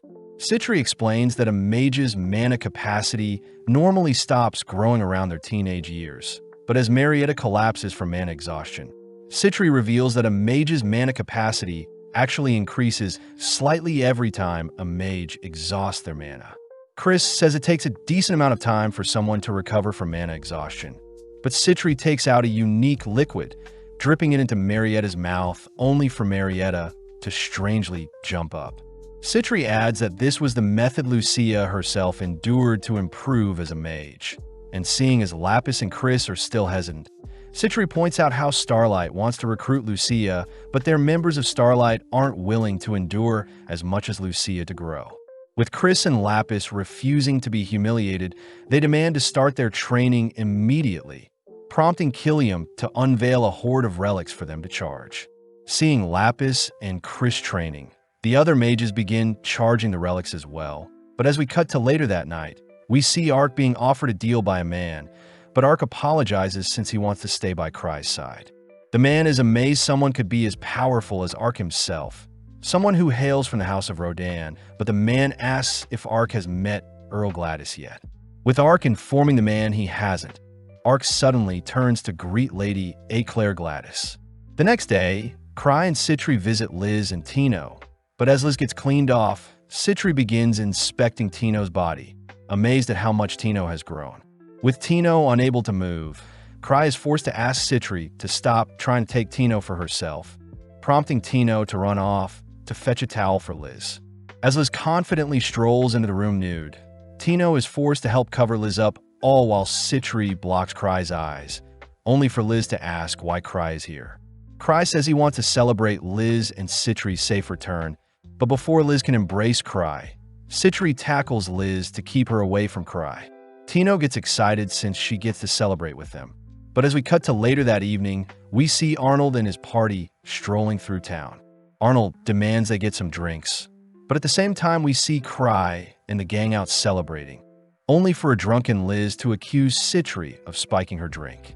Citri simply feigns ignorance, even ignoring Liz when she accuses Citri of being the mastermind behind the revival of Akasha. But whilst Liz is distracted, Citri continues to spike Liz's drink. Having not seen anything, Cry accidentally passes Citri one of her spiked drinks, forcing her to drink. Instantly, Citri gets really drunk, accusing Cry of taking advantage of her since he hasn't paid back the 10 figures she lent him. But when Citri demands Cry pay her back with his body, Liz tackles Citri to the ground. Before the girls' fight gets too messy, a loud commotion can be heard in a different part of the room, caused by Arnold and his gang, who order everyone in the room to bow down to Arnold, the level 7 hunter. Immediately, Liz and Citri get intrigued at Arnold's presence, and when Arnold demands some booze and women, Liz volunteers, slowly approaching Arnold with some booze in hand. Arnold says he isn't interested in a child, but Liz takes the chance to dump the booze over Arnold's head, only to smash the container on Arnold. With Liz also knocking out Arnold's gang, she manages to pin Arnold down with her feet, wondering if Arnold truly is a level 7. But before things can escalate further, Cry pulls Liz away, asking her to calm down. Flashing back 3 years, we see a younger Chloe taking the first step entrance exam, but Luke was far too strong for her. In the present, Chloe monitors other hunters as a receptionist for the Explorers Association. only for us to catch up with Cry, who feels bad, seeing as they should smooth things over with Arnold and his party. Eva suggests they get Gark to clear things up, but thinking of the lightning dragon Arnold slayed, Cry begins to crave dragon meat. Following Arnold and his party, they swear they'll make Liz pay, choosing to head to the association, but Chloe is surprised they aren't here to make a complaint. Arnold simply asks to know more about Liz, but Gark appears, gladly telling them about Liz and her behaviors. But Gark does spark the gang's interest when they hear Cry the level 8 hunter was in front of them. Gark says Cry won't attack them if they don't act up, and before Gark leaves, he relays Arnold a message from Cry regarding his hunger for Thunder Dragon meat. But this only pisses Arnold off more as he changes his target to Cry. Cutting to Cry. He shocks Eva when she hears Cry owes Citri over $10 billion. But Cry says Citri was reasonable enough to give him options to repay his debt. Citri says the first option would be for Cry to go to jail since he technically stole money from her. The second option is for Cry to marry Citri, that way their assets become unified, so technically he doesn't owe her anything. Cry wonders if he should just marry Citri. But Eva says Cry should be able to pay Citri back if he saves up money. But as Eva leaves, Cry thinks about what he should buy in the upcoming auction. With Arnold and his gang asking around, they're weirded out by the rumors of Cry seeing the future and never participating in treasure vault raids. But Arnold wonders if Cry is more of a tactician and had to rely on his teammates to reach level 8. Arnold declares he'll squash Cry to prove to everyone he is the strongest. But as we catch up with Cry, he is seen admiring the beautiful sky from his balcony. Out of nowhere, Tino appears, having since Cry needed something from her, and seeing as it's the perfect opportunity, Cry asks to borrow some money from Tino. Tino mentions how she still needs money to live, but Cry jokingly says he won't ask too much from her. Plus, Cry's 10 billion debt can be wiped out if he just marries Citri. Hearing this, Tino despairs, fearing that Citri will have Cry all to herself. But needing a change of scenery, Cry and Tino head out for a walk. Tino asks Cry why he doesn't just search for relics in treasure vaults and sell them for money. But Cry can't tell Tino that he is a fraud, but at the same time we see Arnold and his gang scheming ways to attack Cry. Funnily enough, Cry runs into Arnold's party, prompting the boys to ready their weapons as they prepare to attack Cry. But Tino reminds the boys that Cry is a god. Cry offers to apologize on his knees to prevent a beating, but Tino continues to defend Cry, declaring that scum aren't worthy of Cry's time. Seeing as Arnold and his men aren't backing down, Cry reasons they should take things onto the street. But as a large crowd forms, Cry looks around to see if any of his clan members can back him up. Having waited long enough, Arnold calls Cry out to be a spineless man who relied on others to get to where he is today, but although Cry doesn't deny such a deduction, Tino steps up to defend Cry's honor. The men declare that they only want Cry, but Tino says she'll be fighting in Cry's place, something Cry doesn't object to. Although the men don't want to hurt Tino, Tino charges towards Arnold, firing off several punches and kicks that don't faze Arnold whatsoever. As Cry scans the surrounding area, he remembers to cheer Tino on, but getting more infuriated by how cowardice Cry is, Arnold chooses to slam Tino's head into the ground, calling out Cry for being a fraud. Seeing Tino completely helpless, Cry finally steps up, declaring he'll need to subdue Arnold and his men only to activate the spell hidden in the relic around his neck. As we flash back, we see that Cry had asked Lucia to create a spell that would help him detain any enemy he desires, something Lucia ultimately made happen. In the present, Arnold and his men are seen unable to move, having been trapped by some gravity magic. But seeing as Tino was caught in the crossfire, Cry quickly helps her up. Cry tells Arnold that he is happy to accept any future challenges, but Arnold must first defeat Obsidian Cross, Starlight, and Arcbrave, the three parties within his clan, before Arnold can face Cry himself. With Cry leaving the scene, he chooses to treat Tino to a sweet treat, but Tino feels guilty for not being able to defeat Arnold, offering to conquer a vault and clear away Cry's debt in order to redeem herself. In the training hall, we see Citri helping with Liz's training, but Liz is bored facing replicas of Akasha, saddened to hear she won't get to face the real thing. Citri brings up how Arnold attacked Cry, but he managed to escape by using one of Lucia's gravity spells, Tyrant's order. The sisters joke about crushing him if he orders it, but as we follow Cry, he is seen asking Chloe why Arnold hates him. Chloe says Cry seems to have been disrespecting him, but when Cry fails to recall moments he was rude to Arnold, he ends up giving up. Before Cry leaves, Chloe asks why Cry failed her when she took her entrance exam with Luke, but Cry can't remember, so he says that Chloe can probably figure out the reason herself. Plus, Chloe is far more suited to be the association's receptionist rather than risk her life being a hunter. Just like that, Cry takes his leave, something Chloe admires about Cry as he is always so mysterious. But in actuality, Cry had failed Chloe 3 years ago since she was 14, 1 year below the minimum required age of 15. The next day, Arnold is seen back at the association, hearing from Chloe that Cry doesn't think much of Arnold, and worst of all, Cry believes Arnold to be a breast-loving pervert. Choosing to return home, Arnold and the gang drink away the stress of the last few days. But as Jaster returns, he makes his report when speaking with the 3 guilds. When speaking with Obsidian Cross, Sven had mentioned how Cry must have lied to Arnold and his gang before slipping away. When Jaster spoke with Starlight, Chris and Lapis revealed that they have no interest in fighting Arnold and his party. Lastly, when Jaster spoke with Arcbrave, Isabella Melns and Yushiraji mocks Arnold and his party for believing Cry's lies, pissing Arnold off. Reasons they should leave Cry be for now, especially since the auction is coming up and they can finally sell their extremely rare relic that couldn't be appraised in the Land of Fog. Following Cry, he has Mathis appraising another of his relics, but Mathis cries that such a relic can't be appraised as it seems to be from an advanced civilization. Mathis says he'll complete his appraisal after he finishes up preparations for the auction, but Cry asks if he can inspect the items being sold at the auction, all whilst Tino chats with Mathis. Seeing Tino so sweet, Mathis is reminded of his own granddaughter, asking Tino to take it easy and look after herself from time to time. Tino is grateful for the advice, but when she thinks about Cry's crippling debt, she begins to despair. In the storage room, Cry sifts through various relics, only to see a strange-looking mask, wondering if it is a type of reversible mask. Apparently, Cry's previous mask was broken by Liz. Such a shame since Cry would be able to don the mask and walk around as he pleases without being bothered. Yearning to get his carefree life back, Cry asks who the owner of the mask is, wanting to purchase it before the auction. Out in a park, Tino enjoys a crepe only to ask what Cry plans to do to pay Citri back, but Cry wonders if the mask he'll purchase can disguise him whilst he steals things to help pay back his debt.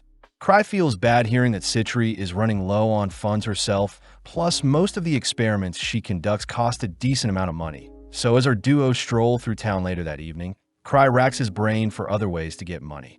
Out of nowhere, Cry spots a carriage belonging to the house of the Earl of Gladys, an aristocrat that famously hates hunters. Eclair is seen thanking Ark as he gave up his time to spend with her. But suddenly, Eclair glares at Cry, demanding to know why he's staring at them. Ark tries introducing Eclair to Cry and Tino, but when Eclair begins bad-mouthing Cry, Cry is forced to restrain Tino from snapping back at the little girl. Eclair is confused seeing Cry accepting all the insults she throws at him. But seeing as it's time to leave, Eclair departs, leaving Ark to apologize for Eclair's rudeness. Cry takes the chance to ask Ark for money, but Ark immediately refuses, first asking what type of relic Cry plans to buy this time. And when Cry refuses to answer, Ark says he can't lend Cry any money. Cry takes the chance to ask other people in the room for money, cutting to the next day, where rumors of a powerful relic Cry is dying for will be in the upcoming auction. But as we follow Cry, he apologizes for enlisting Citri to help with negotiations on the relic he plans to buy. Citri utters that she is willing to give her life to ensure Cry gets his relic. But out of nowhere, the owner of the strange relic mask is revealed to be Arnold himself. With A accompanying Arnold, Citri gets their negotiation talk started, mentioning how Arnold's scary-looking relic won't appeal to the buyers at the auction, so they should sell it cheap to Cry. Arnold says that's not fair since the relic could exhibit a rare skill, but Cry mentions how the relic could also be very dangerous, so Cry himself will dispose of it for them. Arnold doesn't buy anything Cry says at first, but upon realizing who he is dealing with, Arnold suspects Cry is playing mind games with him and intentionally wants Arnold to keep the mask. Smirking, Arnold says he'll sell the mask for 10 million gold, only to proudly declare his victory over Cry. Cry is confused at the low price, but before Citri can help Cry pay for the mask, several hunters offer up a higher price for the mask, ultimately ending with Eclair offering an absurd amount for the mask. Back at home base, Cry is depressed since he didn't get the mask after all, and after that stir of people offering up millions for the mask, it seems it'll be auctioned up at the event after all.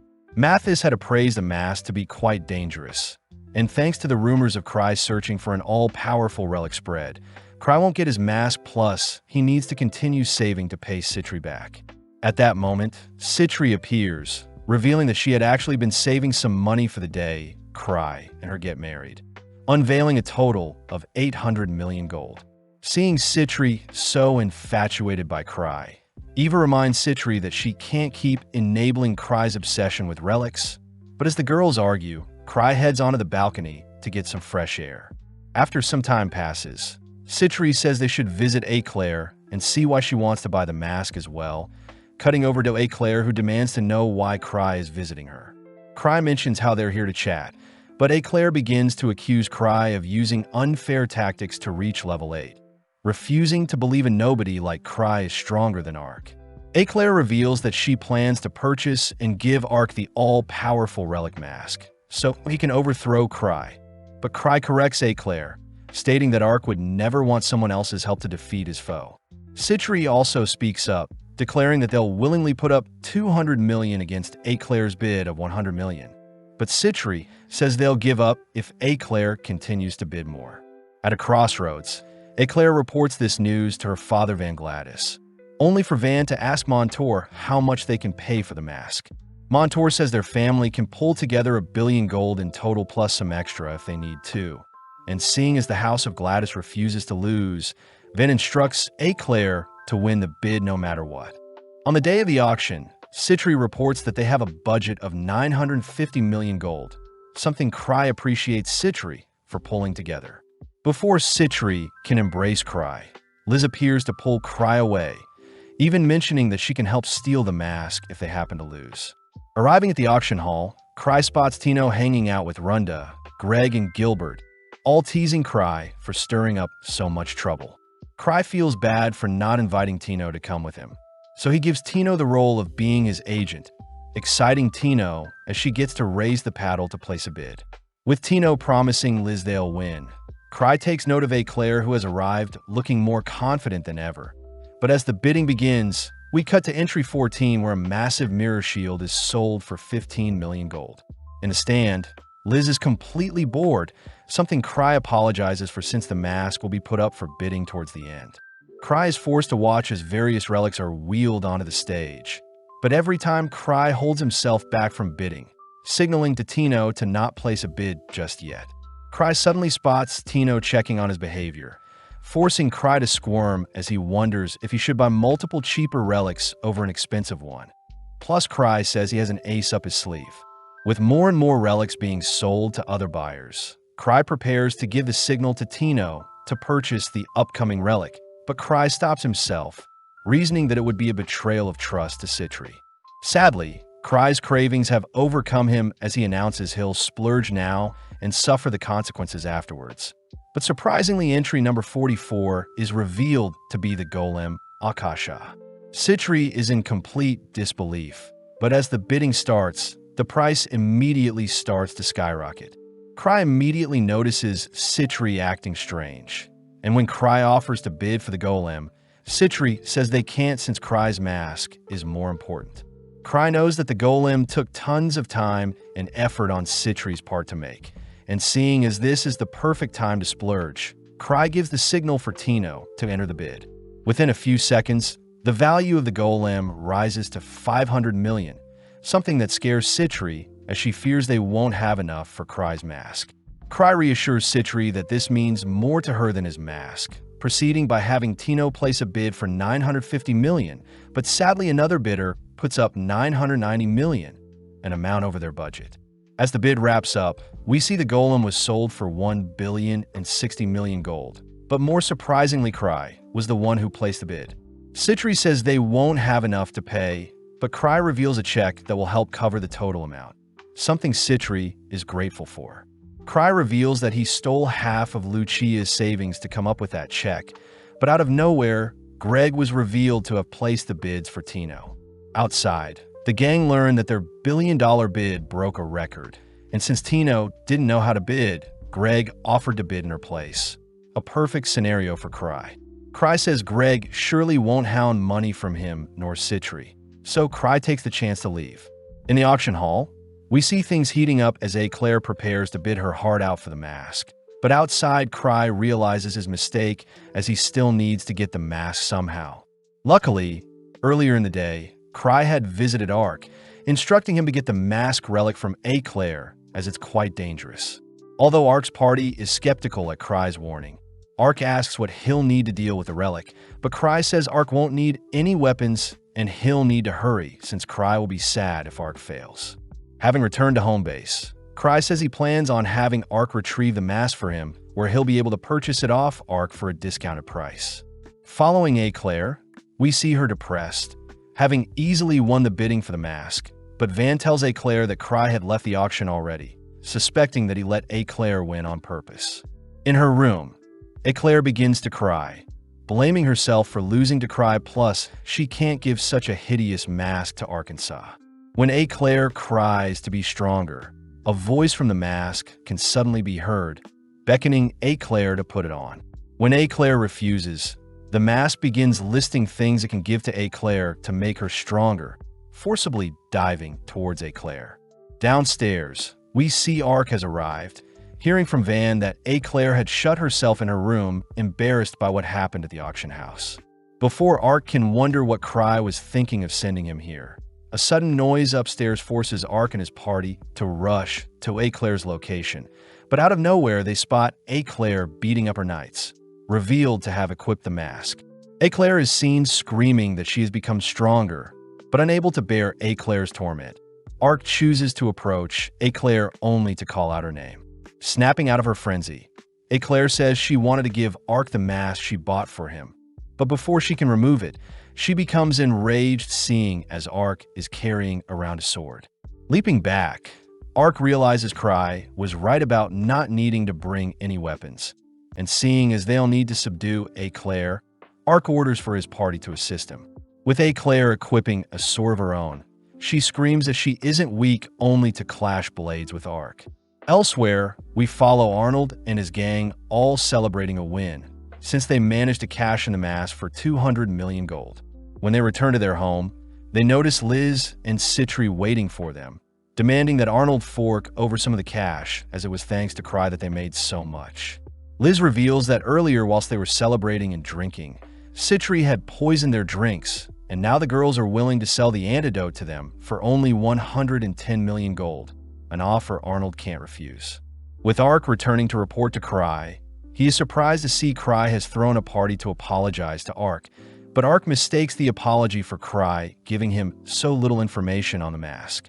When Ark hands Cry the mask, Cry hurriedly places it on, but before Claire herself can thank Cry for sending Ark to save her, the cursed mask latches onto Cry's face.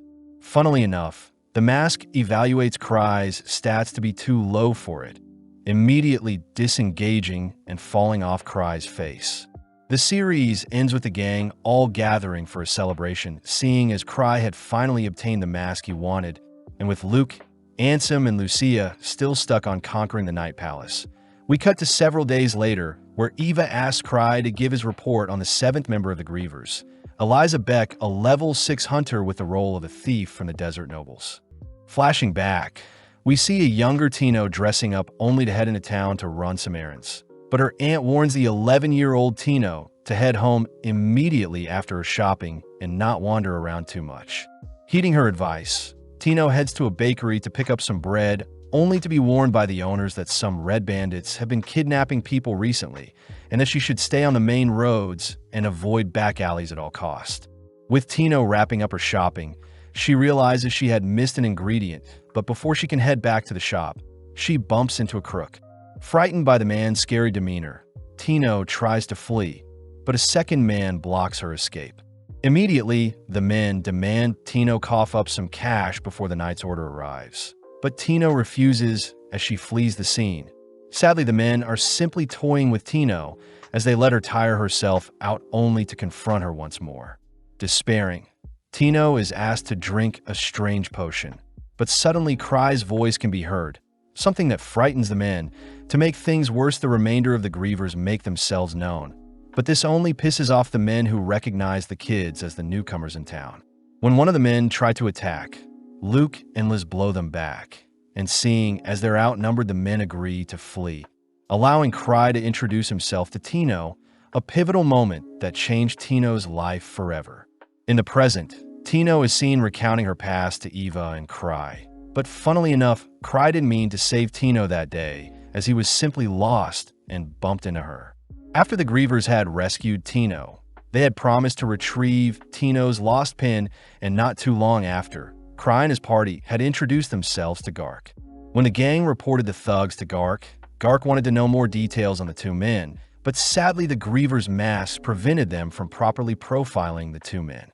Surprised, Gark says he can't deal with any issues at the moment, seeing as the Knight's Order needs them at the moment. But Cry does get permission to pursue these men if they cause any more trouble. As Cry and the others leave, Gark is impressed Cry knew the men were hunters, but creepily the number of hunters kidnapping kids have increased over the years. Cutting over to the two men, they're seen pissed off that their prey had fled, and it seems the organization they work for will dispose of them if they don't hit their quota. Coming up with an idea, the men declare that they'll recruit the grievers to help with their evil deeds, and within a few days the men had offered Cry a position in their organization. The men had promised Cry a comfortable life in the capital if he came with them, but Cry didn't know what they were referring to, so he simply played along and agreed to follow them. With the men guiding our gang, they eventually reach a heavily guarded steel door, and upon passing through, Cry is asked to have a seat whilst waiting for the boss to appear. In the meantime, Cry is informed that the two men were the people who tried kidnapping Tino, exciting the gang as they can abolish the evil residing in the capital now that they're in the organization's hideout. Out of nowhere, a fancy-looking man introduces himself as the boss, and getting down to business, the boss asks the grievers to work solely for their organization. Seeing the boss and his underlings' despicable faces, Cry asks if he could have time to think things over, but the boss asks the gang to check out their merchandise. Brought deeper into their hideout, the gang are suddenly surrounded by a swarm of hunters, and to make things worse, the boss shows off several locked-up kids they've kidnapped, announcing that they'll grow their criminal empire to surpass the Snake and Fox organizations, words that make Cry quiver. With the boss demanding Cry join them, Cry hesitates, but the boss's henchman immediately fires off a warning shot that knocks down Luke. Disgusted, Cry refuses the offer, a signal that leads Luke to spring back up and slice off the boss and his henchman's arms before they can react. It's revealed that Luke's mask had protected the bullet from piercing his head, and with everyone now agitated, we see the grievers begin their brawl with the hunters. Whilst Cry and Ansem help to free the kids, we see the others decimating the evil doers, and coincidentally Cry stumbles on Tino's pin. After a few days, the entire capital learns of the grievers wiping out the criminal organization, and apparently even Gark and the Knight's Order couldn't hunt down the organization, something that has caused Gark to summon the gang for a word.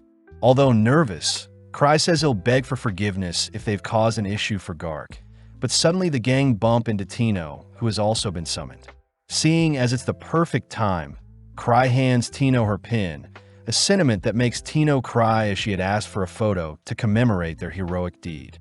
In the present, Tino and Cry enjoy the sunset, only for Tino to remind Cry that it's been 5 years since they first met. Tino declares she'll make Cry proud and join the grievers one day, but this makes Cry wonder if they should revisit the Aline Pillar's ruins in hopes of finding some more relics. Moving forward some time, we follow Tino meeting up with Cry and Citri at the Aline Pillar's ruins, but immediately Cry notices a hole in the ground that wasn't here before. Cry wonders if this anomaly could lead to the discovery of more relics, but Citri says she can't detect any mana disturbances, so such an outcome is unlikely. Cry feels bad for dragging Citri out here, But Citri says she was happy to come as the rabbits, and sand could have given Cry some trouble. And interestingly, Tino is dead set on exploring the new hole in the ground in search for new relics. As Tino heroically descends the ruins, Citri whispers to Cry that the hole has actually been dug by the Akash Golem, as the hole used to belong to an old Noctis base. A location, Citri says, is disguised as a sand rabbit nest. Heading toward a crack in the ruins, Citri prepares to lead the way, but suddenly a strange man can be heard tunneling out from the crack, and as the man excitedly announces an amazing discovery regarding the sand rabbits, it introduces itself as Aleko, the sand rabbit researcher. Aleko cries that their research is meant to be secretive, but he is willing to divulge some of the things he found. And as we switch to Tino, we see her excitedly digging through some sand in hopes of finding a relic to make Cry happy, but she fails to notice a red beam of light spying on her. Having ventured underground, Aleko shows off a disheveled-looking lab he believes was constructed by the sand rabbits. Plus, Aleko believes the hole dug in the ruins was done by the king of Rabbit's Arena, Rex. Cry can't help but be bored listening to Aleko's mindless ramblings. And to make things worse, Aleko offers to cook the gang a rabbit meal. But this makes Citri to ask Aleko to show them some proof. Back on the surface, Aleko prepares to harvest a sand rabbit he has caught. But suddenly Tino can be heard crying for help, all whilst a massive sand rabbit chases after her. Ecstatic, Aleko dons his gear ready to hunt down the massive rabbit, but Tino believes she is being tested once more by Cry. Back at headquarters, Eva tells Cry that the members of the House of Gladys have sent him a thank you letter for getting rid of the evil mask. As for any other letters, Cry says just mail back any asking him to fulfill some job request. Eva takes note of the small dolls Cry is playing with, and with Cry obsessed with the new relic Tino found recently, he announces that Mathis calls it the Mirage Form Relic. Cry says he can create any illusions within 240 meters of himself, and to demonstrate, Cry conjures up Eva's floating head to frighten her. Elsewhere, we follow Liz interrogating some people only to report to Citri that she has yet to learn anything even after using the colored water Citri provided her. A shame, since the red hunters they captured are being used as pawns and nothing else. Citri says they should return to cleaning up any remnants of the Akashic Tower, but the girls note how Greg has been getting paranoid as of lately, as several nobles have taken an interest in him. Citri says she can't use any of the hunters for her experiments as she needed mages, and when Liz offers to dispose of them, the captured hunters begin to shake, leading Citri to offer them a role to work for her. That night, Cry apologizes for having Tino run from the massive sand rabbit the other day. Plus, Cry wants to make things right by giving Tino a relic. With Citri and Liz joining the conversation, the girls tell Cry to give Tino a relic that makes her stronger, and before Tino can refuse, Liz reminds Tino that she was pathetic when she ran away from the massive rabbit. Cry announces that he has the perfect relic only to whip out the cursed mask he acquired. And with Tino quivering at the thought of what the mask may do to her, we see Liz stopping Tino from fleeing only for the mask to lock onto Tino. With a push from the sisters, we see the cursed mask latching onto Tino, only for Tino to suddenly freeze up. In the blink of an eye, Tino dashes to pick up Cry only to cry out that she is sick and tired of Liz and Citri always hogging her master. But such words only fire up the sisters. The next day, Gark is seen telling Cry about a request from Earl Gladys, and seeing as the association wants to strengthen their connection with Earl the Noble that hates hunters, Gark orders Cry to accept the request. Cry tries pushing the responsibilities onto Ark, but Karina reminds Cry that he'll be expelled if he doesn't accept a job after 3 terms, leading Gark to roar that Cry has gone 2 terms without accepting a job, and in 3 months his 3rd term will be up. Gark commends Cry for always giving others his credit, but Cry knows he hasn't really done anything these past months. But Cry does agree to visit the Gladys domain up north with Chloe only after he finishes his preparations. Heading through town, Cry racks his brain for a way to avoid the job request, but suddenly he bumps into a blue-haired boy and blonde girl that seem to be acquainted with Cry, but he can't seem to remember them. Sitting down for some tea, the boy immediately asks Cry to withdraw from his upcoming job request only to reveal that they were meant to originally deal with the Akashic Towers. Funnily enough, Cry has no idea what is happening, but he does hear the boy's nickname is Artie and the girl's name is Mary. Artie mentions how Gark may be looking for a predecessor, and whilst Cry enjoys his tea and cake, he ultimately agrees to leave the remnants of the Akashic Towers to Artie and Mary. But suddenly Arnold and his party confront Cry, still pissed at what Liz and Citri did to them.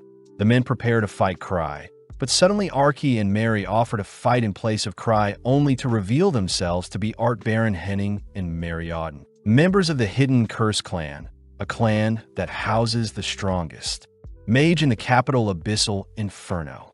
With Cry asking to use the bathroom, he is seen sneaking out a nearby window, as he wants no part in the brawl that may start with the others. And creepily, he dons an oversized disguise using his Mirage artifact as he rushes home.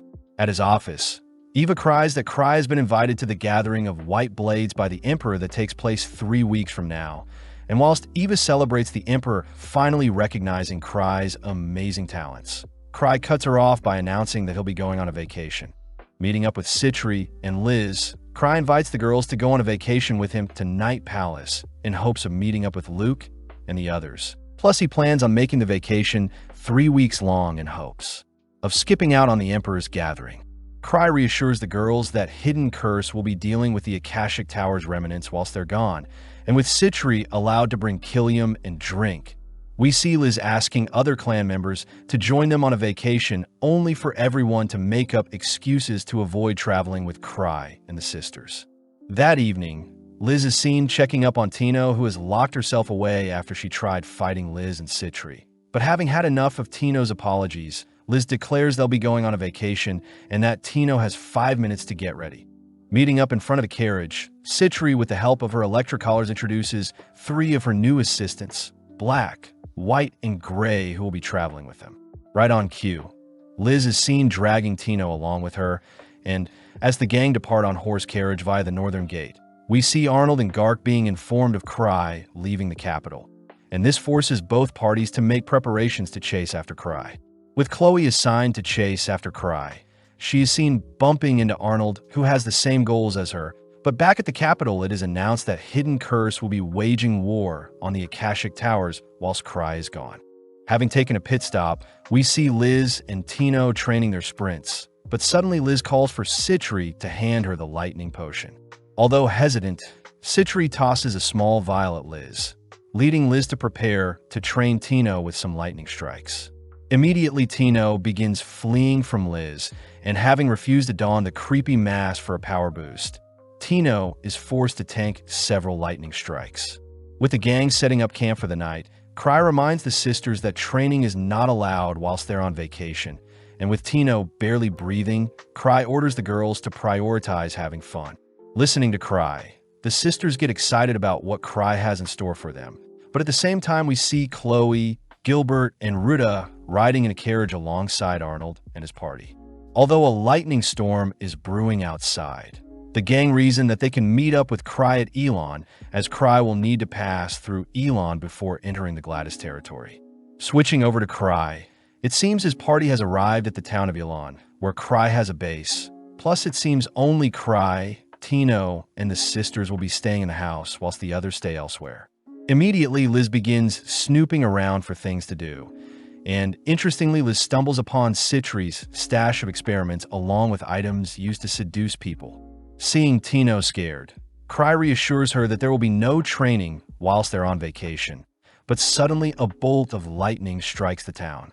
With Cry unbothered by the phenomena, Citri secretly wonders if her lightning potion may have been too potent. But switching over to Chloe, we see her and the gang finally arriving at Elon Town as well. Freakishly, a guard alerts the party to flee the area, only to point to a lightning spirit that has appeared above the town. A fears that the spirit may be stronger than the thunder dragon Arnold took down in the past.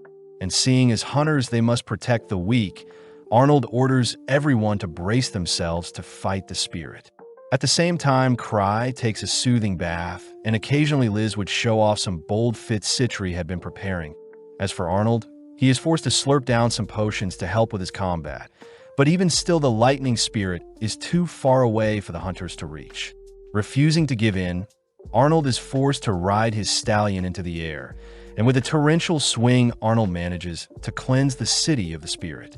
In the aftermath, Cry and the girls are surprised to learn a lightning spirit attacked the town last night, and it seems the heroes that saved the town are resting nearby. Cutting over to Arnold, he is pissed that Cry has yet to show himself, and to make things worse, it seemed they barely missed Cry as Cry's gang just left Elon Town. On the road, Liz and Citri are seen arguing over who gets to sit next to Cry, and seeing as Liz isn't budging, Citri offers to use her dangerous factor vial and conjure up a monster for Liz to snuggle with. Intervening, Cry grabs and tosses the vial outside, only to remind the sisters to play nice, especially since they'll be reaching the town of Gula soon, where there will be famous chocolate parfait treats for them. Tino refuses to believe Cry's words, as she wonders what trials are in store for them. As for the dangerous factor vial, it seems to have spilled out onto the floor, and strangely, there seems to be an army of orcs planning something.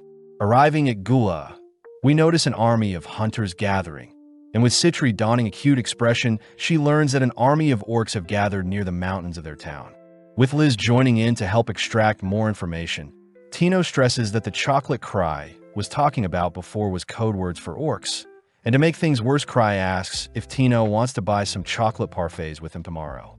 Seeing as the sisters won't allow Tino to refuse an invitation from Cry, we cut to later that night where Black, White, and Gray are camping alongside Killiam and Drink. The three hunters are annoyed they can't escape due to their collars, but out of nowhere, Killiam and Drink glare at the nearby mountains, and in the blink of an eye, they dart off into the night. Following the orcs, they're suddenly seen being attacked by Drink and Killiam, and seeing as the two monsters before them are too strong, the orc leader orders for retreat. Following Cry, it seems he has another home base in the town, and whilst Liz snoops through Citri's belongings, Tino despairs at the thought of having to fight some orcs tomorrow. Back with Arnold and the others, it seems they've stumbled onto the vial Cry tossed out his carriage, but right on cue, we see the horde of orcs Killiam and Drink scared away appear before the gang. Freezing for a second, the orc's eyes turn a deep red, having been affected by the dangerous factor vial, leading the orc leader to let out a horrifying roar. Immediately, Arnold and the gang are forced to brawl against the swarm of enraged orcs. But switching over to Cry, we see him leisurely enjoy some ice cream, only to head off to lay in bed. Creepily, a painting of Satiri watches Cry from above, and when Liz asks Cry if they can share a bed tonight, we see Citri pop out of her own painting only to prevent Liz from making any moves on Cry. Deep in battle, Arnold and the gang are seen being overwhelmed, but out of nowhere various sparks light up the orcs and the battlefield, revealed to be a fire spirit that is gathered before the gang. The next day, we see Cry and Tino at a restaurant preparing to order some chocolate parfait, but Tino fears that the people around her are secretly orcs in disguise. Seeing Tino stressed, Cry reassures Tino that nothing bad will happen to her, but Tino cries that she can't enjoy herself as she doesn't want to undertake another one of Cry's trials. At that moment, some other customers mention how the nearby orcs have been mysteriously vanquished, news that excites Tino as she can finally relax. But later that day, we see the town celebrating and thanking Arnold and the gang for saving the town. With neither Arnold nor Chloe knowing what is happening, we follow Cry and the girls walking past the crowd, and upon seeing Arnold being celebrated as the town's hero, the gang couldn't help but thank Arnold before they leave. Pissed, Arnold tries reaching Cry, but sadly a swarm of flirtatious women swarm Arnold to thank him. Back on the road, Cry wonders how he can avoid Arnold's tracking, and seeing as they need a shortcut, they'll be heading off the main road and over the Galist Mountains instead. Tino is immediately frozen stiff as the Galist Mountain is filled with dangerous creatures, all whilst Arnold and his party are seemingly stuck at Town Gula. With some time passing, we see Tino mortified by the number of monsters they've encountered and slayed whilst heading north, and interestingly Citri reports that they're entering lost giant demon territory.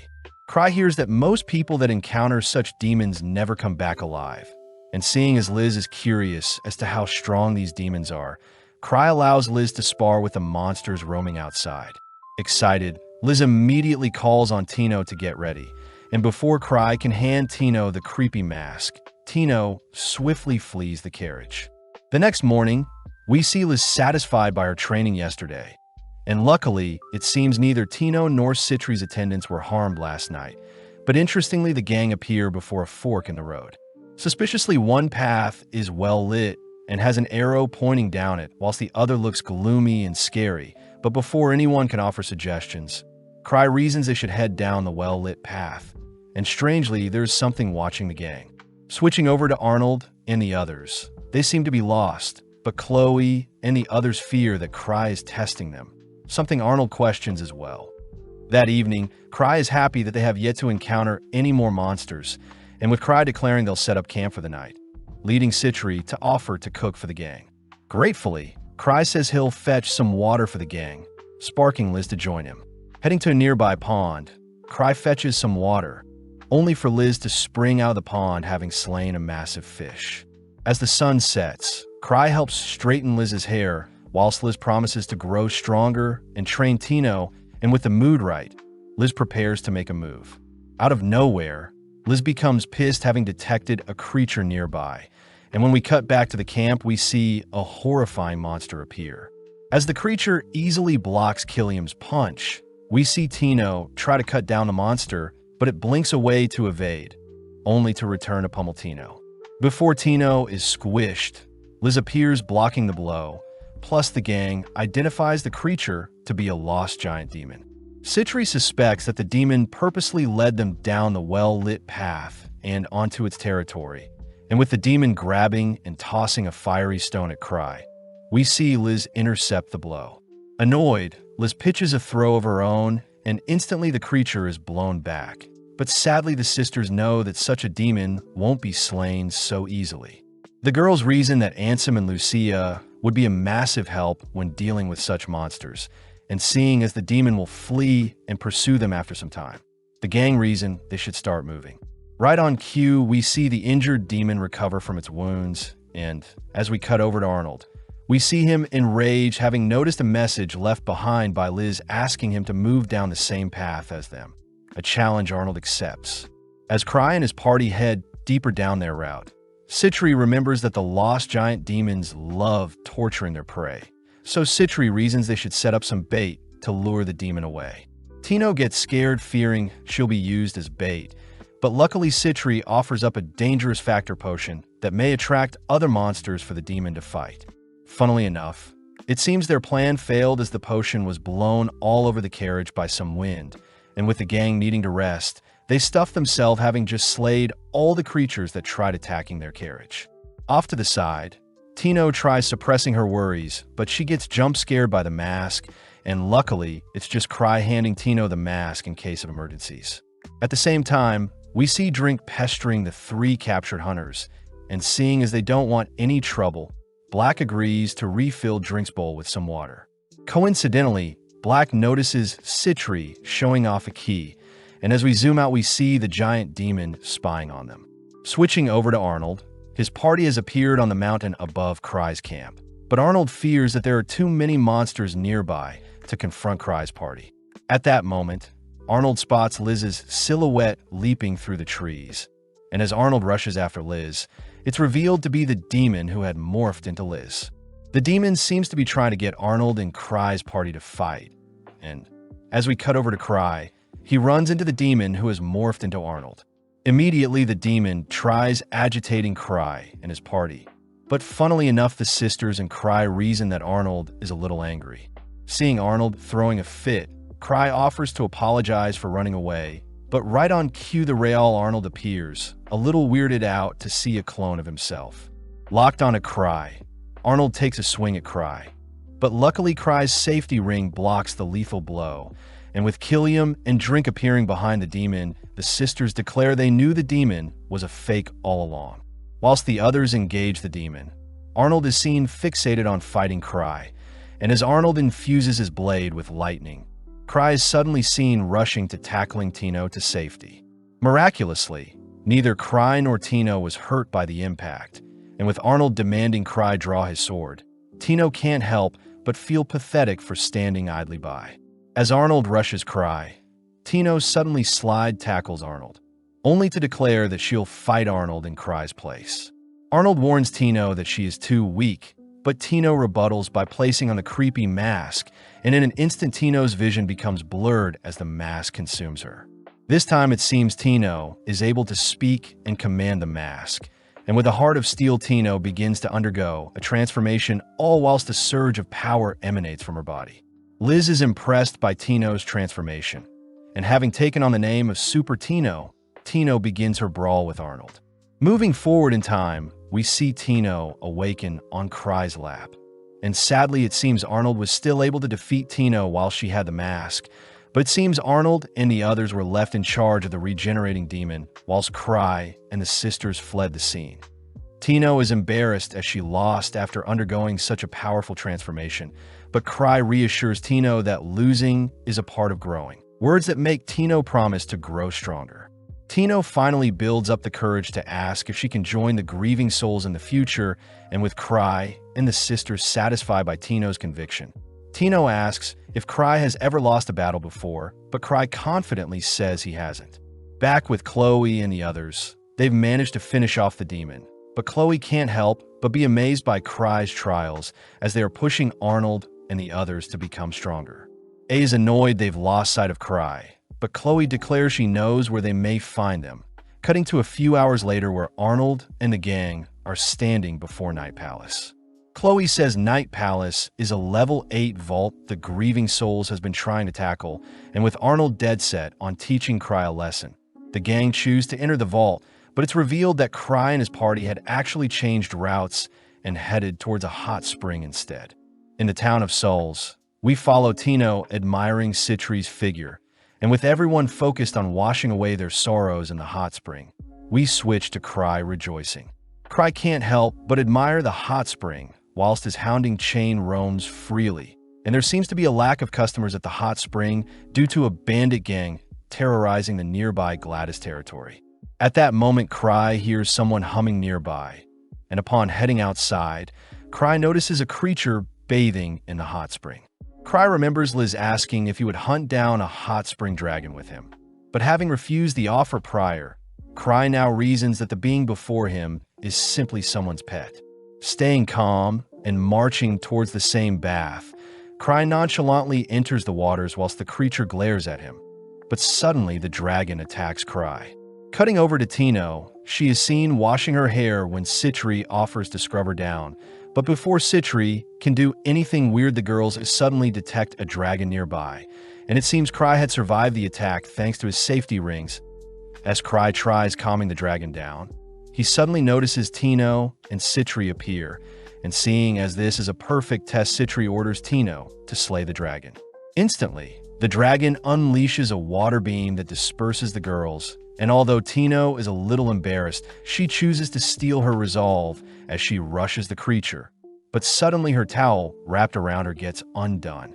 Within a few minutes, the girls manage to knock out the dragon, but Liz can't help but tease Tino for having such a hard time against a baby dragon. But since Tino did knock down a hot spring dragon, it would technically mean Tino has the title of Dragon Slayer now. Whilst the gang discuss if they should butcher and eat the dragon can't help but sweat profusely, and as an act of desperation it clings to Cry, all whilst Gray spies on the gang. Later that day, whilst Cry plans some sightseeing activities, he bumps into Gray, who seems frightened, and suddenly Gray is seen handing Cry a key. It's revealed that Gray alongside Black and White had managed to steal the key to their collars, and whilst Black and White fled to the Gladys territory, Gray himself stayed behind. Not too concerned, Cry reveals that the men are free to do whatever they want, and as Cry and the girls explore the town that evening, they notice a hole dug in the ground supposedly meant to set up another hot spring. But it seems some bandits have halted the construction, and to make things worse, all the stores are closed. Luckily, there is a store selling dragon and demi-human buns, and interestingly, Citri has been conducting some research into these demi-human beings.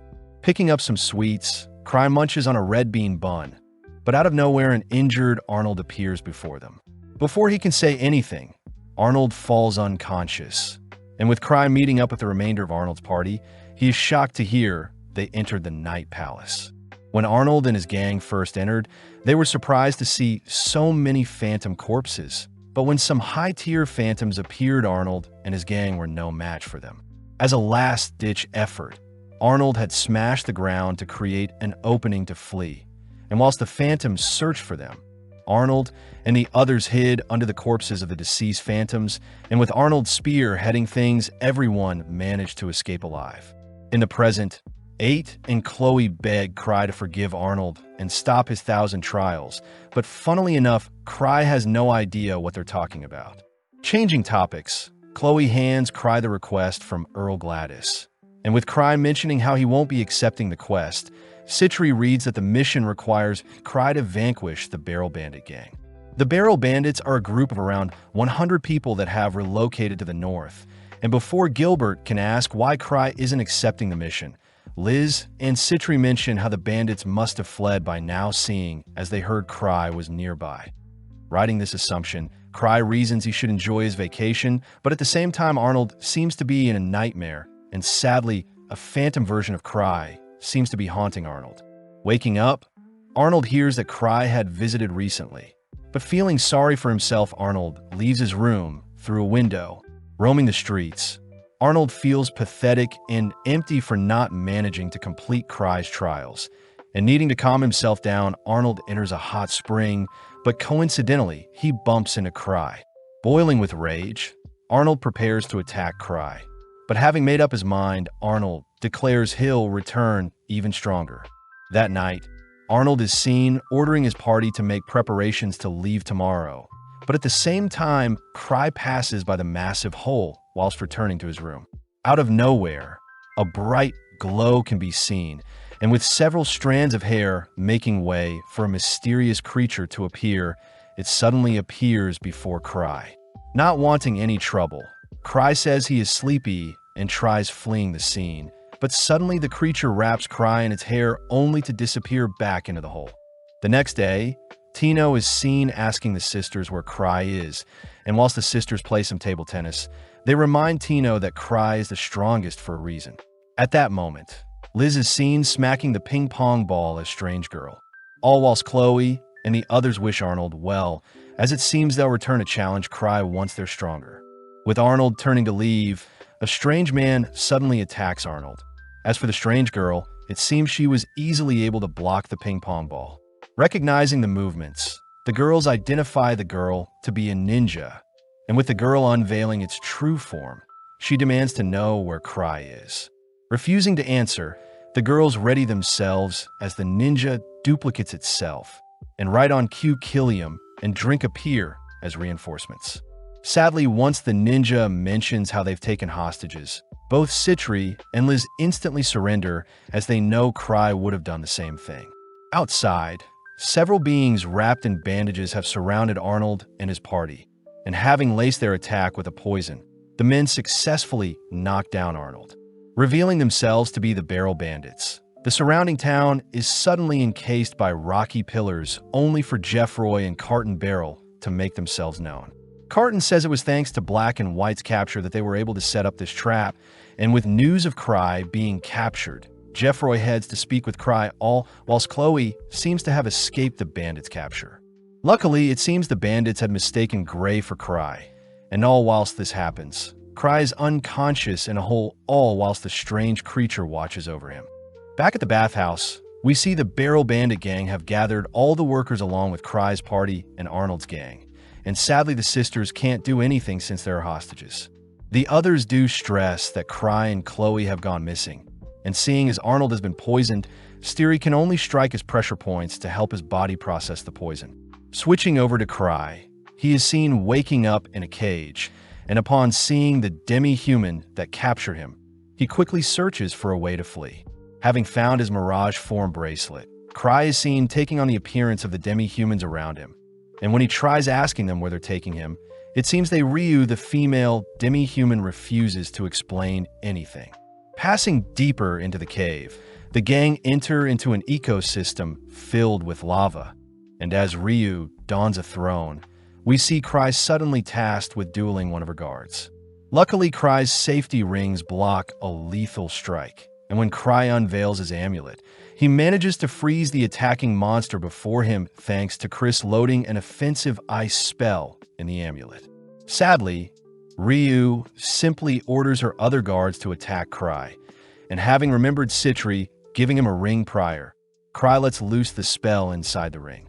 Surprisingly, a thick smoke appears, and strangely the demi-humans afflicted by the smoke grow in size, an outcome no one expected. Back with Liz, she demands to be entertained, but upon hearing that the barrel bandits will begin executing hostages every 10 minutes until Cry shows himself, Liz simply breaks free from her restraints only to announce that she'll be cooling off in the hot spring. Before Liz can be stopped, a swarm of demi-humans emerge from the ground, and with the monsters attacking everyone they see, Citri uses the chance to heal Arnold only to task Arnold's party with freeing the hostages, whilst her party deals with the leader. Just like that, Arnold and his gang suit up, but outside we see the barrel bandits overwhelmed by the appearance of the demi-humans, and to make things worse, Ryu and Cry appear, something that catches everyone's attention. Off to the side, the girls notice Cry next to Ryu, and with Citri able to understand what Ryu is saying, it seems Ryu has deemed Cry their king and are no longer afraid of hiding from a god. Whilst Ryu continues to glaze Cry, Citri can't help but glare at her, and at the same time Cry asks what Ryu is planning. Taking the lead, Liz calls out to Cry, but before Cry can explain what is happening, Citri recognizes the markings on Ryu's head to belong to a princess. Seeing Citri getting angry, Cry tries explaining things, but Citri believes Cry is betraying them and tossing them aside. Reaching her breaking point, Citri cries that Cry still owes her money, plus, if Cry wanted to be a king, he could have simply asked her, but right on cue Cry's disguise fails as his mana has been depleted. Pissed, Ryu kicks Cry aside, and with Citri forgiving Cry for leaving them, Ryu cries out to her cave people to begin rampaging as their king has disappeared. With such an order, the surrounding demi-humans begin to roar, but before the barrel bandits and Arnold's party can be overwhelmed, a massive tremble can be heard from the nearby volcano. With a blast of steam surging from the volcano, a massive dragon rears its head, a presence that prompts Ryu to leap towards Cry only to begin begging them to help. Citri realizes that the dragon must be the malevolent god Ryu, and her cave people are afraid of, and without warning the dragon unleashes a horrifying steam breath. Cutting over to Chloe, we see her attempting to escape the village undetected, but having run out of energy, she is seen calling for help only to faint. Back in town, it seems the dragon's breath has leveled the area where Cry and the sisters stood, and surprisingly Ryu is fine as well. When Cry asks Ryu to leave the area, she can't help but cling to Cry. As for her people, it seems the other demi-humans refuse to remain on the surface as they flee back underground. With the dragon charging up another breath, Ryu is seen clinging to Cry once more, but Liz suddenly spots something as she teleports towards the dragon. Surprisingly, Liz notices the smaller dragon they met prior calming down the massive dragon, and even convinces it to leave the scene. With everything ending well, Cry is praised for coming up with such a brilliant plan to track down the Barrel Bandit gang. But out of nowhere, Tino transforms into a frog, and strangely most of the Barrel Bandit members transform as well. Right on cue, a massive man smashes a hole through the pillars surrounding the town, and having appeared beside Jeffroy and Carton, Ansem, Luke and Lucia make themselves known. With Lucia using up a decent chunk of her mana to transform the bandits into frogs, Luke takes over and approaches the Barrel Bandits leaders for a chat, but this only excites Jeffroy and Carton, as they can now capture all the Grievers at once. Before Luke can say anything else, a swing from his wooden sword severs the enemy's arms, and when Cry meets up with everyone, he asks Ansem to heal anyone that has been injured.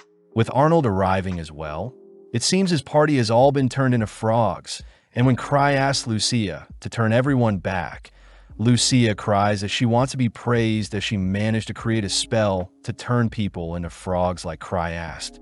As for turning everyone back, Lucia says Cry needs to slay the frogs, and with the snap of her fingers, Tino's frog body becomes consumed in flames only for Tino to revert back to her human form. Seeing Tino taking the chance to cling on to Cry, Liz and Citri glare at Tino, and with Arnold's members being reverted, we see the barrel bandits rounded up and sent away.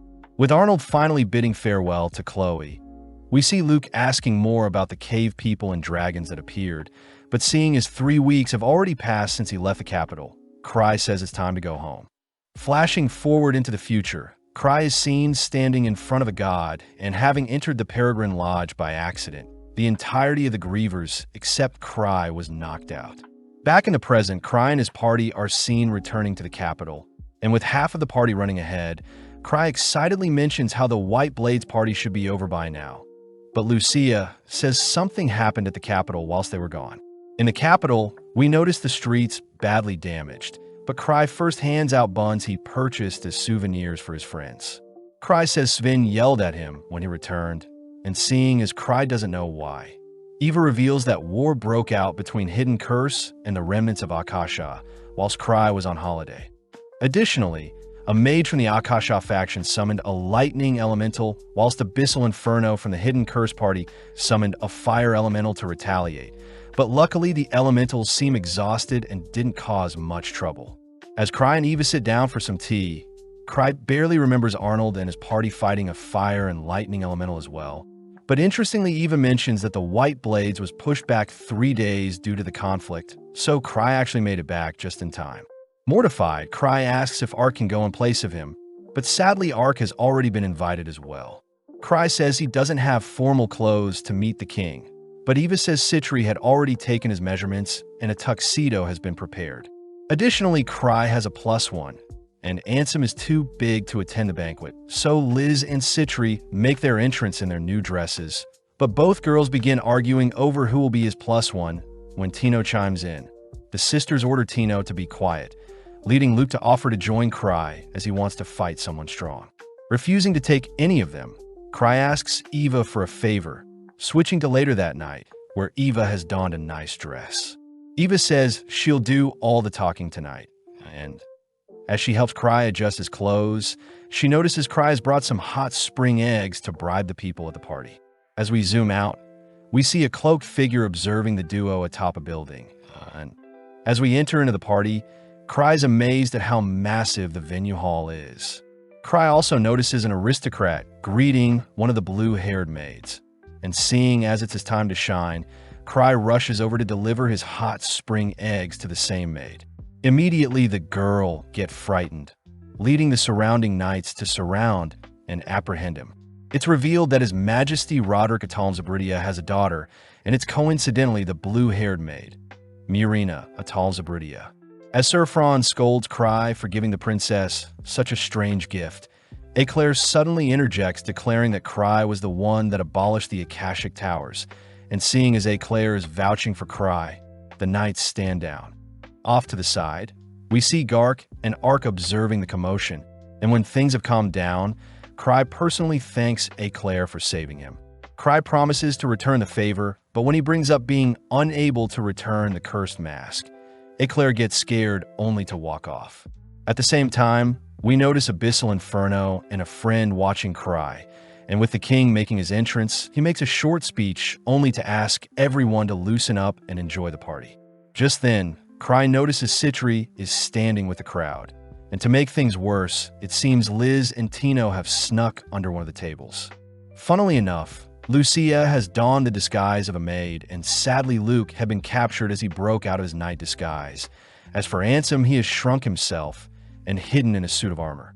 Cry hears that the king's daughter acting as a maid was a test created by one of Ark's ancestors, Solis Rodan, and at the same time Cry is seen handing food over to Liz and Tino who are under the table. Eva says Cry should introduce himself to the royal family whilst he can, but out of nowhere Franz calls out Cry for sneaking food around.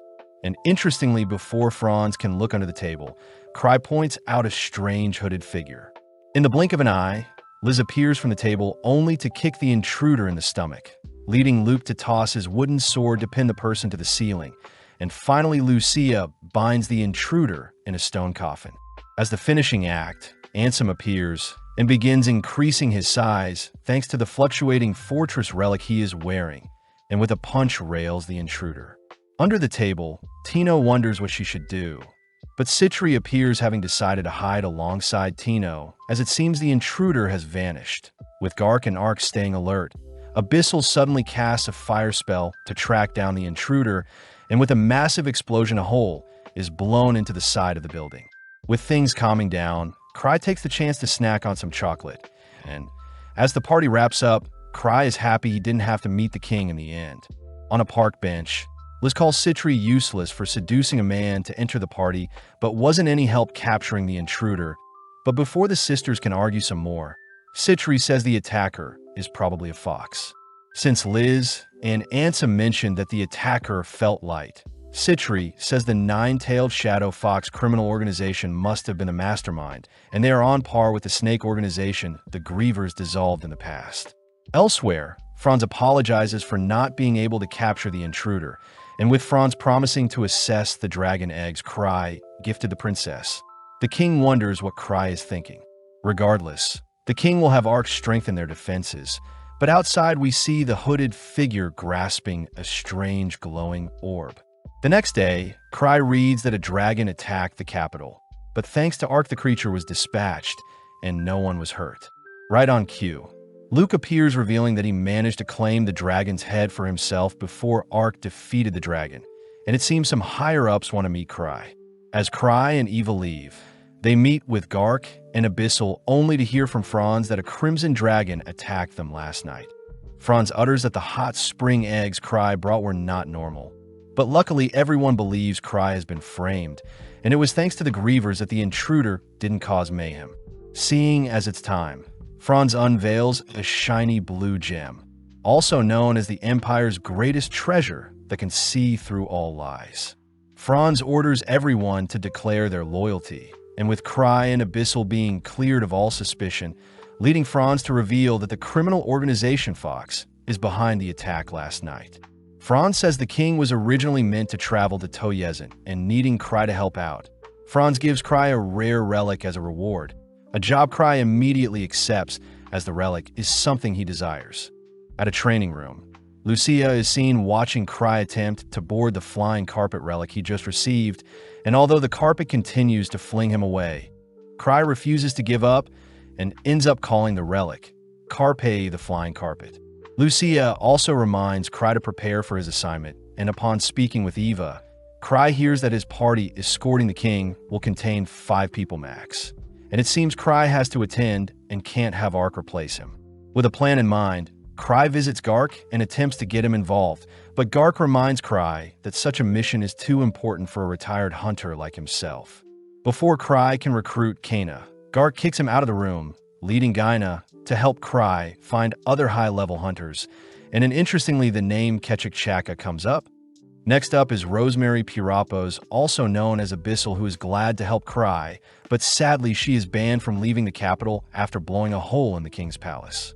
Abyssal says she also needs to wipe out the remaining Akashic Tower members, plus Abyssal takes the chance to praise Cry for exhausting the fire and lightning spirits she summoned whilst dueling an enemy mage. Although Cry has no idea what is happening, Art speaks up and wonders if another hidden curse member can help Cry, leading for Vice Master Telm Apocles, the level 7 hunter, to enter. Back at headquarters, Cry is worried that asking help from strangers is quite scary, so before he can wonder who else can join his team, Lapis and Chris appear. Chris immediately praises Cry for causing a commotion at the gathering the other day, and with a new candidate found, Cry asks Chris to join him for a mission, an offer Chris refuses. Before Cry can ask Lapis to join as well, Lapis shoves Chris towards Cry and orders Chris to accept, words that change Chris's mind. With 3 people recruited, Cry racks his brain for other people, but suddenly Citri appears offering to join. Cry says he can't recruit any Grievers as he can't take all of them with him. So Citri shows her Killium version Alpha, a new specimen she controls with a remote control. Citri reassures Cry that the new Killium can't betray him. And with Cry being the 5th member, they all report to Gark. With Franz annoyed at the lineup Cry picked out, he is reassured by Cry that none of the members are fox criminals, especially since none of them look like foxes. As Chris orders everyone to move things along, Franz reminds everyone that the king's safety is the utmost priority, but Chris could care less as she was only listening to Lapis's orders. Cry tries calming Chris down, but Chris begins demanding that Cry stop being lazy, and only after serving Chris some tea does she calm down. With Cry refusing to accept changes to his lineup, we cut to Citri and the Grievers who are plotting to assist Cry in the shadows, and it seems the Foxes are making their moves. Citri says the Killium Alpha on Cry's team will be their informant until they escort the king to the desert city of Toyezet, and it seems the Foxes are after the king's head. Luke fears that the 13-tailed fox from the Peregrine Lodge will be too much to stop even for the Grievers. But luckily they're talking about the 9-tailed Shadow Fox organization, and it seems there is no leads to track them down. The Grievers all agree to simply follow Cry and wait for an opening. And before Tino can ask to sit out of any mission, Liz forces Tino to tag along. Following Franz, he along with the king both wonder what Cry is planning, and although they've confirmed Cry is reliable with the Tear Relic, they can't help but trust in Cry's next move. Switching to Cry's storage room, he is seen retrieving an item for Lucia to recharge, and during the meeting time, Cry is weirded out by how Ketchachaka Monk looks. Cry holds back any criticisms towards the sketchy individual. Plus, when Chris arrives, she scolds Cry's casual fit during such a dangerous mission. When Franz piles on, he asks if Cry's fit is a relic, and it's revealed that his outfit is called Perfect Vacation, an item that adapts to calm the user's mood based on the environment. With all the chatter out of the way, Telm reports that they'll be riding iron horses around His Majesty's cart, which will be escorted by the Imperial Guards. Just like that, everyone sets off, but Chris asks where Cry's horse is, only to hear that Cry doesn't know how to ride one and will instead be using Carpe. Funnily enough, Carpe goes rogue and slams Cry into a nearby wall, forcing Cry to ride alongside Chris.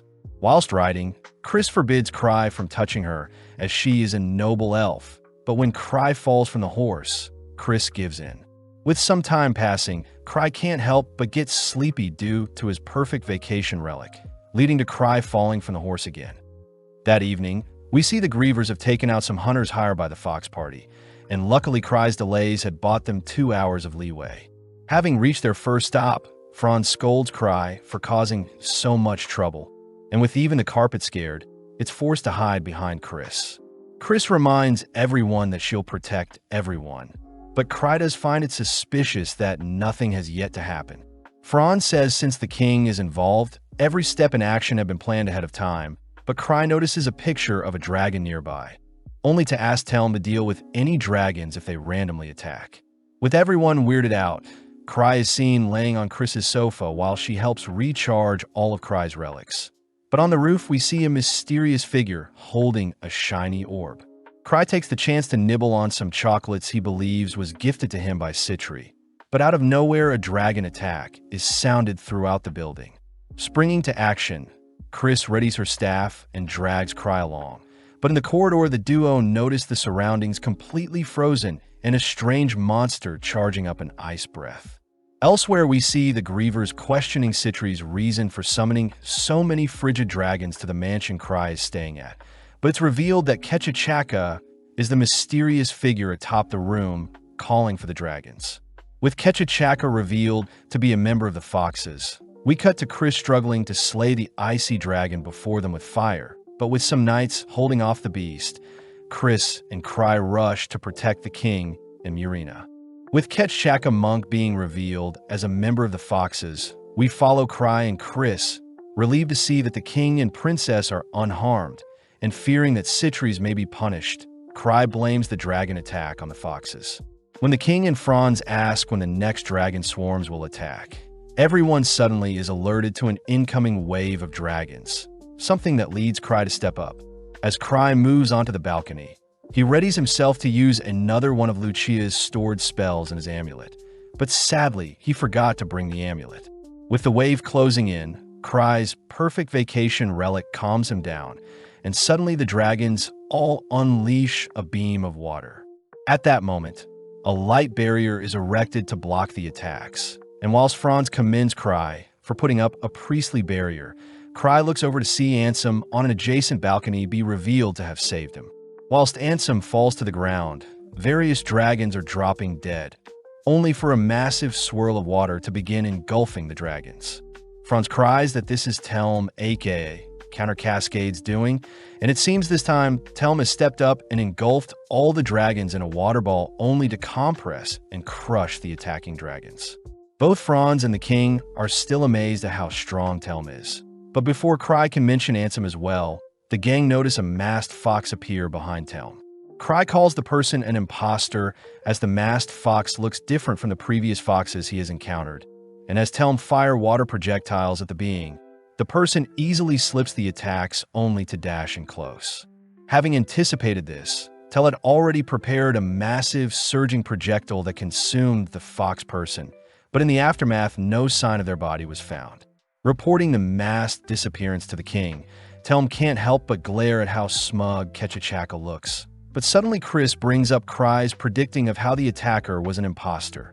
With everyone asking to know more, Cry tries feigning ignorance, leading the gang to wonder if they should continue such a dangerous mission. Before the king can issue a command, Cry realizes that if they return and the frigid dragon attack is revealed to be Citri's doing, he'll have to do extra work to set her free. Cry therefore asks for the king to continue moving forward, and their forces are still stronger than the enemies. Words that annoy Ketchachaka, and to top things off, Cry boldly declares that no other dragons are going to attack them. As Cry speaks loudly to ensure Citri heard him, we cut to later that night, where Ketchachaka is seen a little frightened at Cry's ability to erect the priestly barrier, plus Cry was seen to be taunting him earlier. But seeing as he can only follow his leader's orders, Ketchachaka admits that his rebellion sphere consumes quite a lot of mana every time it's used. As the gang continue their journey the next morning, Chris scolds Cry for messing around all the time, plus it's annoying that Cry is still riding with her.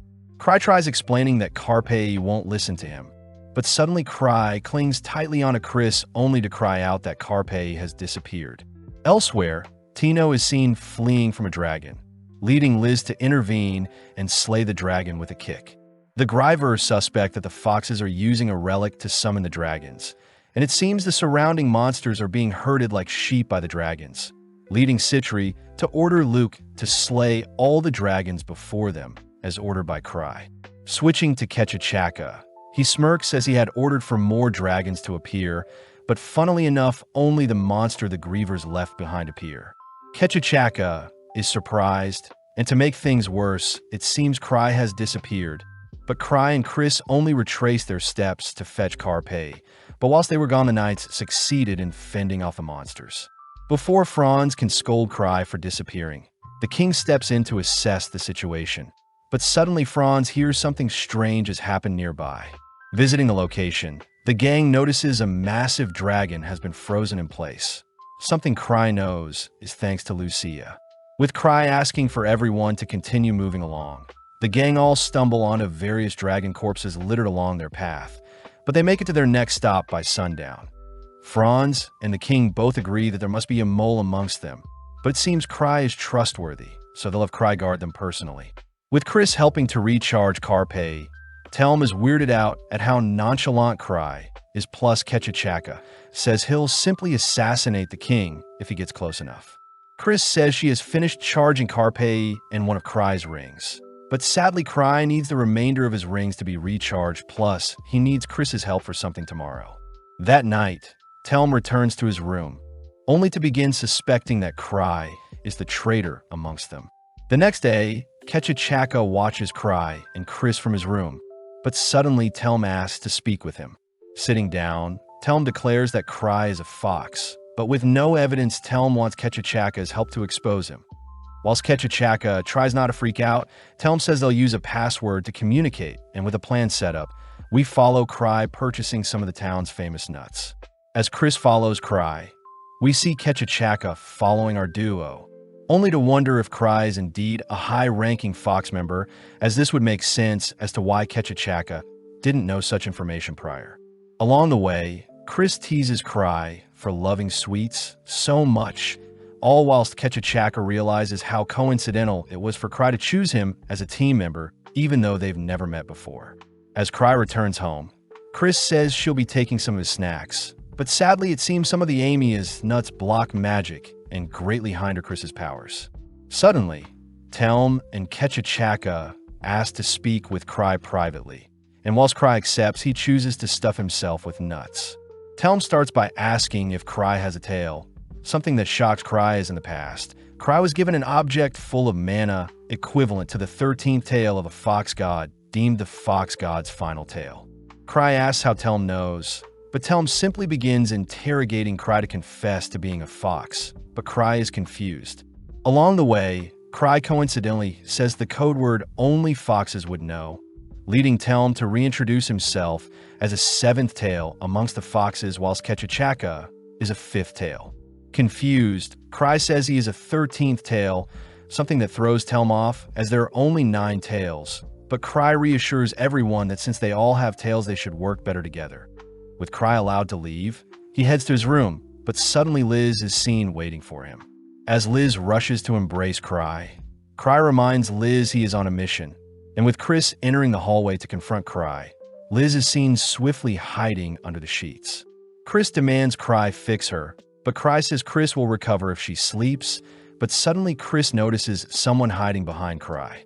Making something up, Cry says it's simply a ghost, and with Cry opening the window and hugging Liz, Liz manages to escape undiscovered. Chris refuses to believe that a ghost has appeared, but when Kechachaka and Telm appear, they go along with Cry's lie and convince Chris to head to bed. Sitting down for dinner, Cry tells the others about his encounter with the Barrel Bandits and how they were all turned to frogs, but he leaves out that Lucia and the Grievers did all the work. With the king and the others curious, they all ask Cry to show off the frog spell, and with no other choice but to make something up, Cry points at Chris and orders that she becomes a frog.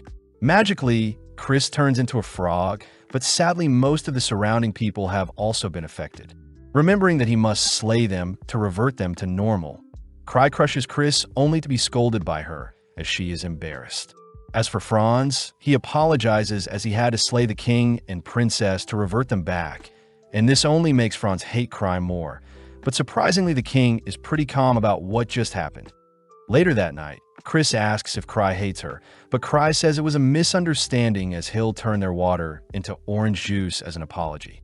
At that moment, Lucia with Citri helps orders Cry to stop promising big things. And with Cry confused as to where the noise is coming from, Chris storms out of the room. Just then, Telm and Kechachaka wonder why they didn't just capture the king and princess whilst they were in frog form. But due to Cry and Telm misunderstanding each other, they ultimately agree to all wait a little longer. Cutting over to the Veton airship port, Cry and the gang lay eyes on the Black Star airship, a battleship that is reinforced with top-tier magic, but Cry fears things may still go wrong. Meeting with Franz, he asks for 3 days to make any preparations, but Franz refuses as their schedule requires they take off tomorrow. Luckily, the king mentions how Murina is exhausted from traveling and needs a break, so once again Cry will be getting his way. At the same time, we see the Grievers hear about the 3-day delay, so they choose to make their own preparations as well. That evening, Cry declares he'll tame Carpe, and whilst Chris helps recharge Cry's safety rings, Kechachaka is confused as to what Cry is planning. After a while, Chris is exhausted from charging Cry's rings, and seeing as Kechachaka is still stunned speechless, the Grievers all appear with a ghostly disguise only for Citri to help reinvigorate Chris. With Cry giving the Grievers all aliases, Lucia is seen recharging Cry's rings, but Kechachaka has had enough and chooses to leave. As Cry asks the Grievers for a favor, we cut to later that night, where he apologizes for having her charge his relics. But Chris distinctly remembers Citri amongst the pack of ghosts that appears. Chris demands to know what Cry is planning, but just then Telm appears asking to speak with Cry, but seeing Chris and Cry so close he immediately apologizes for intruding. Chris gets flustered as she tries clearing things up, but with Telm leaving, Chris rushes after him, only to move 3 days forward in time to when Cry's preparations with Citri's help are finished. Franz confronts Cry for bringing so many crates along with him, and when Franz demands to know what Cry is doing, Cry says he is simply preparing for a crash. As Cry stalls a little longer, we suddenly see Liz and Tino in their ghost form appear with the items Cry asked for, and with the girls vanishing, Cry declares that he is ready. Aboard the aircraft, Cry is amazed by how they're flying, but Chris asks what Cry is holding. Cry explains that the staff is a relic called Round World and can translate any language, an item that impressed Chris. Just then, Ketchachaka appears, and seeing as the translation stick can help with communication with Ketchachaka, Cry puts the staff to work, but Cry pronounces Ketchachaka's name wrong, and this only scares him away. Seeing as the stick is useless, Cry asks Chris to look after it, and after some time of traveling, the aircraft is seen passing through a rainstorm.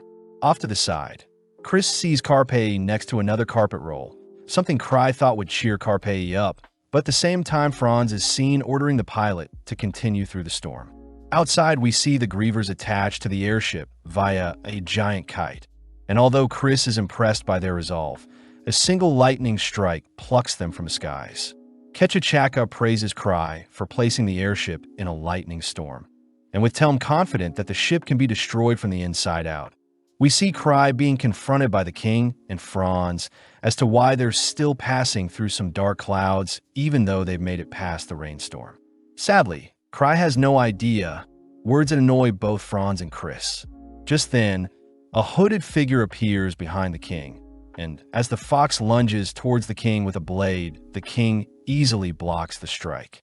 As Franz and the knights surround the fox, Cry orders Killiam to assist, but strangely Killiam collapses to his knees. At that moment, Telm and Ketchachaka appear, leading Franz and the knights to also collapse whilst cradling their stomach.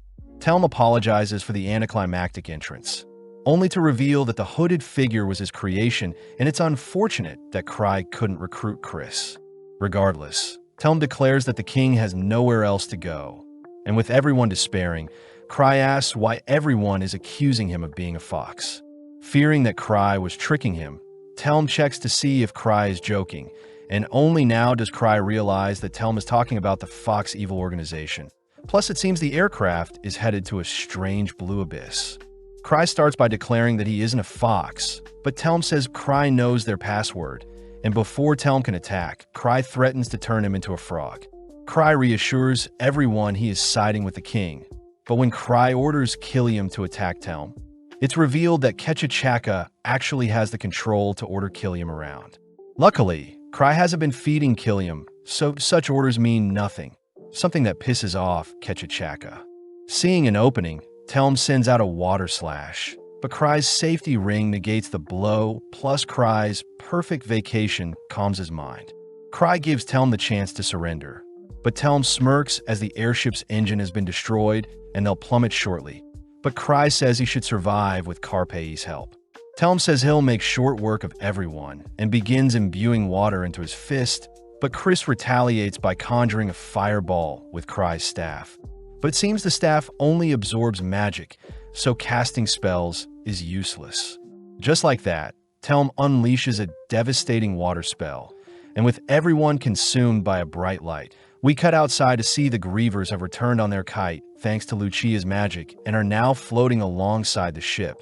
But they notice a mystical gate up ahead. Back with Cry, it seems Telm's magic spell was negated, and although Cry doesn't know what is happening, Tel accuses Cry of placing them in a storm to disrupt his magic. Playing along, Cry orders Telm to give up, and with Ketchachaka asking for Telm to temporarily retreat and wait out the storm, Ketchachaka calls for a dragon only for the pair to leave. Cry reminds Chris that they must stay with the king, and having brought tons of potions to heal the wounded knights, Franz asks how Cry will deal with the foxes once the storm is over. Cry sees that the king and the others are in distress as they can no longer control the aircraft. So as Cry approaches Killiam, he hands it some food, but suddenly the food disappears. Chris cries out that there is someone with a fox mask, and with Cry catching a glance of the little gremlin, we see the aircraft along with the Grievers outside begin to be absorbed with bright, magnificent light. Chris and the knights seem to be weakened by the dense mana around them, but having felt this sensation before, Cry says they've entered the Peregrine Lodge again. Just then, the little fox child that stole the food welcomes Cry, and whilst they chat, Chris tries attacking the fox, but Cry asks her to stand down. The child demands to know why Cry entered their domain, but when Cry says he is here to negotiate, the child says they're a fan of Cry and wants to shake hands. Secretly, the child declares they'll slaughter Cry, but when Cry happily shakes hands with the child, The child is shocked and quickly retreats as they leave behind their mask. With Chris asking to know what happened, Cry says he doesn't know, but feels like he is forgetting something. Plus, the king wants to know where they are. Cry reveals that they're in the Peregrine Lodge, a level 10 vault he's only ever entered once, and the only way to leave is to negotiate with the boss. Cry knows he is the only one that can do the negotiation since he is too weak to be affected by the dense mana. And with Chris forcing herself to follow after Cry, they suddenly enter into a different realm when they leave their current room. Once again, the fox child greets Cry and demands some fried tofu. But when Cry says he doesn't have any, a streak of lightning forces Chris off her feet, but strangely Cry is unaffected. Just then Cry remembers something, and in the past it seems Cry had met the kid before and made them promise to never attack him or his friends in exchange for some fried tofu. Cry also remembers that people can't lie in the treasure vault, and this would explain why the child couldn't attack Cry when they were shaking hands. Out of nowhere, various glances are seen peering through the surrounding mist, but a voice rings out as they reassure Cry they mean no harm. As the male fox greets Cry, he remembers him to be the young man who couldn't sense danger. So as Cry is invited for a chat, they mention how the man's mother prophesied they wouldn't meet for another 100 years. The man says he had moved their domain into the skies to avoid Cry. But now that he is here, the fox apologizes as the fox from earlier tried attacking Cry, and recently another fox demanded tofu from Cry. Heading to greet the fox's mother, the man opens a pair of doors, but immediately dense amounts of mana surge out and force Chris to feel lightheaded. Cry reassures Chris he'll figure something out, so as Cry heads inside, the man reassures Chris that Cry follows the rules. As for Chris, she should know her place.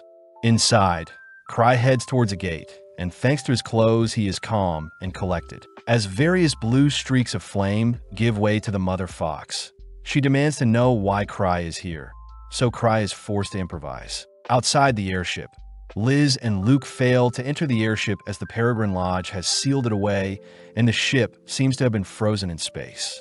At that moment, Tino cries that a dragon is headed their way. But back with Cry, he is seen desperately begging to be returned home. The mother fox says begging won't work this time. Plus her prophecy has been contradicted since Cry has returned, but Cry says it's fine to be wrong every so often. Annoyed, the mother fox roars for Cry to know his place. And having had enough of Cry, the mother roars for Cry to leave. Just like that, Cry is seen returning to the others with a tail in hand. And with the man mentioning that the tail represents the mother fox's life, Cry wonders if he can defeat her if he claims all of her 13 tails. The man is intrigued, but Cry says he doesn't plan on coming back. And with Chris fine now, the man agrees to send everyone back, but the foxes need to collect first. Turning to Chris, the man asks Chris to hand over the most valuable thing she has with her, but back outside, we see a 5-headed dragon crash land onto the aircraft. With the 5 grievers ready to take a head for themselves, they all leap in a battle, with Steery tossing an explosive vial to kick off the attack. Next, each griever takes turns dismantling and decimating each of the dragon's 5 heads, but surprisingly the creature sprouts a 6th head. Seeing as this is perfect, Liz calls for Tino to take down the head, and with all the grievers cheering Tino on, she becomes inspired to make them proud. As the head charges up a beam, Tino tries her hardest to reach the head, but having fallen short, Liz steps in to give her a boost. Drawing her mask, Tino transforms and kicks a hole into the creature, but sadly she begins to fall to her demise. With Lucia forced to help out, we cut back to the Foxman, who says Chris can't trade and Cry as he must return home. Chris becomes flustered as she says Cry isn't important, but the man says he can read minds. As a compromise, Cry says Chris is the thing he values the most, something that makes Chris blush, but the Foxman says Cry values a carpet over Chris. In the blink of an eye, everything returns to normal as Cry makes his return to the cabin. It's revealed that Cry gave the man the carpet that was meant for Carpe, but most importantly the airship has resumed its descent, so Lucia rushes to cast spells to soften their crash landing. Chris and the princess are seen riding Carpe to be safe, and with Cry as calm as ever, Lucia is seen equipping the fox god's final tail and is drawing magic from it to sustain herself. As the final act, Ansem rushes to enlarge himself and catch the airship before it crashes into the desert city nearby, and it seems they've made it to Toyezent in one piece. In the aftermath, Killiam rids himself of his armor. As for Telm and Ketchichaka, they have been abandoned in the Peregrine Lodge. Checking on Lucia, Cry hears that her tail is absorbing her mana, so she'll be out of commission until she returns the mana she used. Off to the side, Cry hears some noise in the fried tofu box he brought, and seeing as it's the little fox, Cry decides to leave them be. With Chris still annoyed that Cry doesn't value her, we see Cry meeting up with the king, and having witnessed Cry's amazing luck, the king asks Cry to mentor his daughter, as she apparently has terrible luck.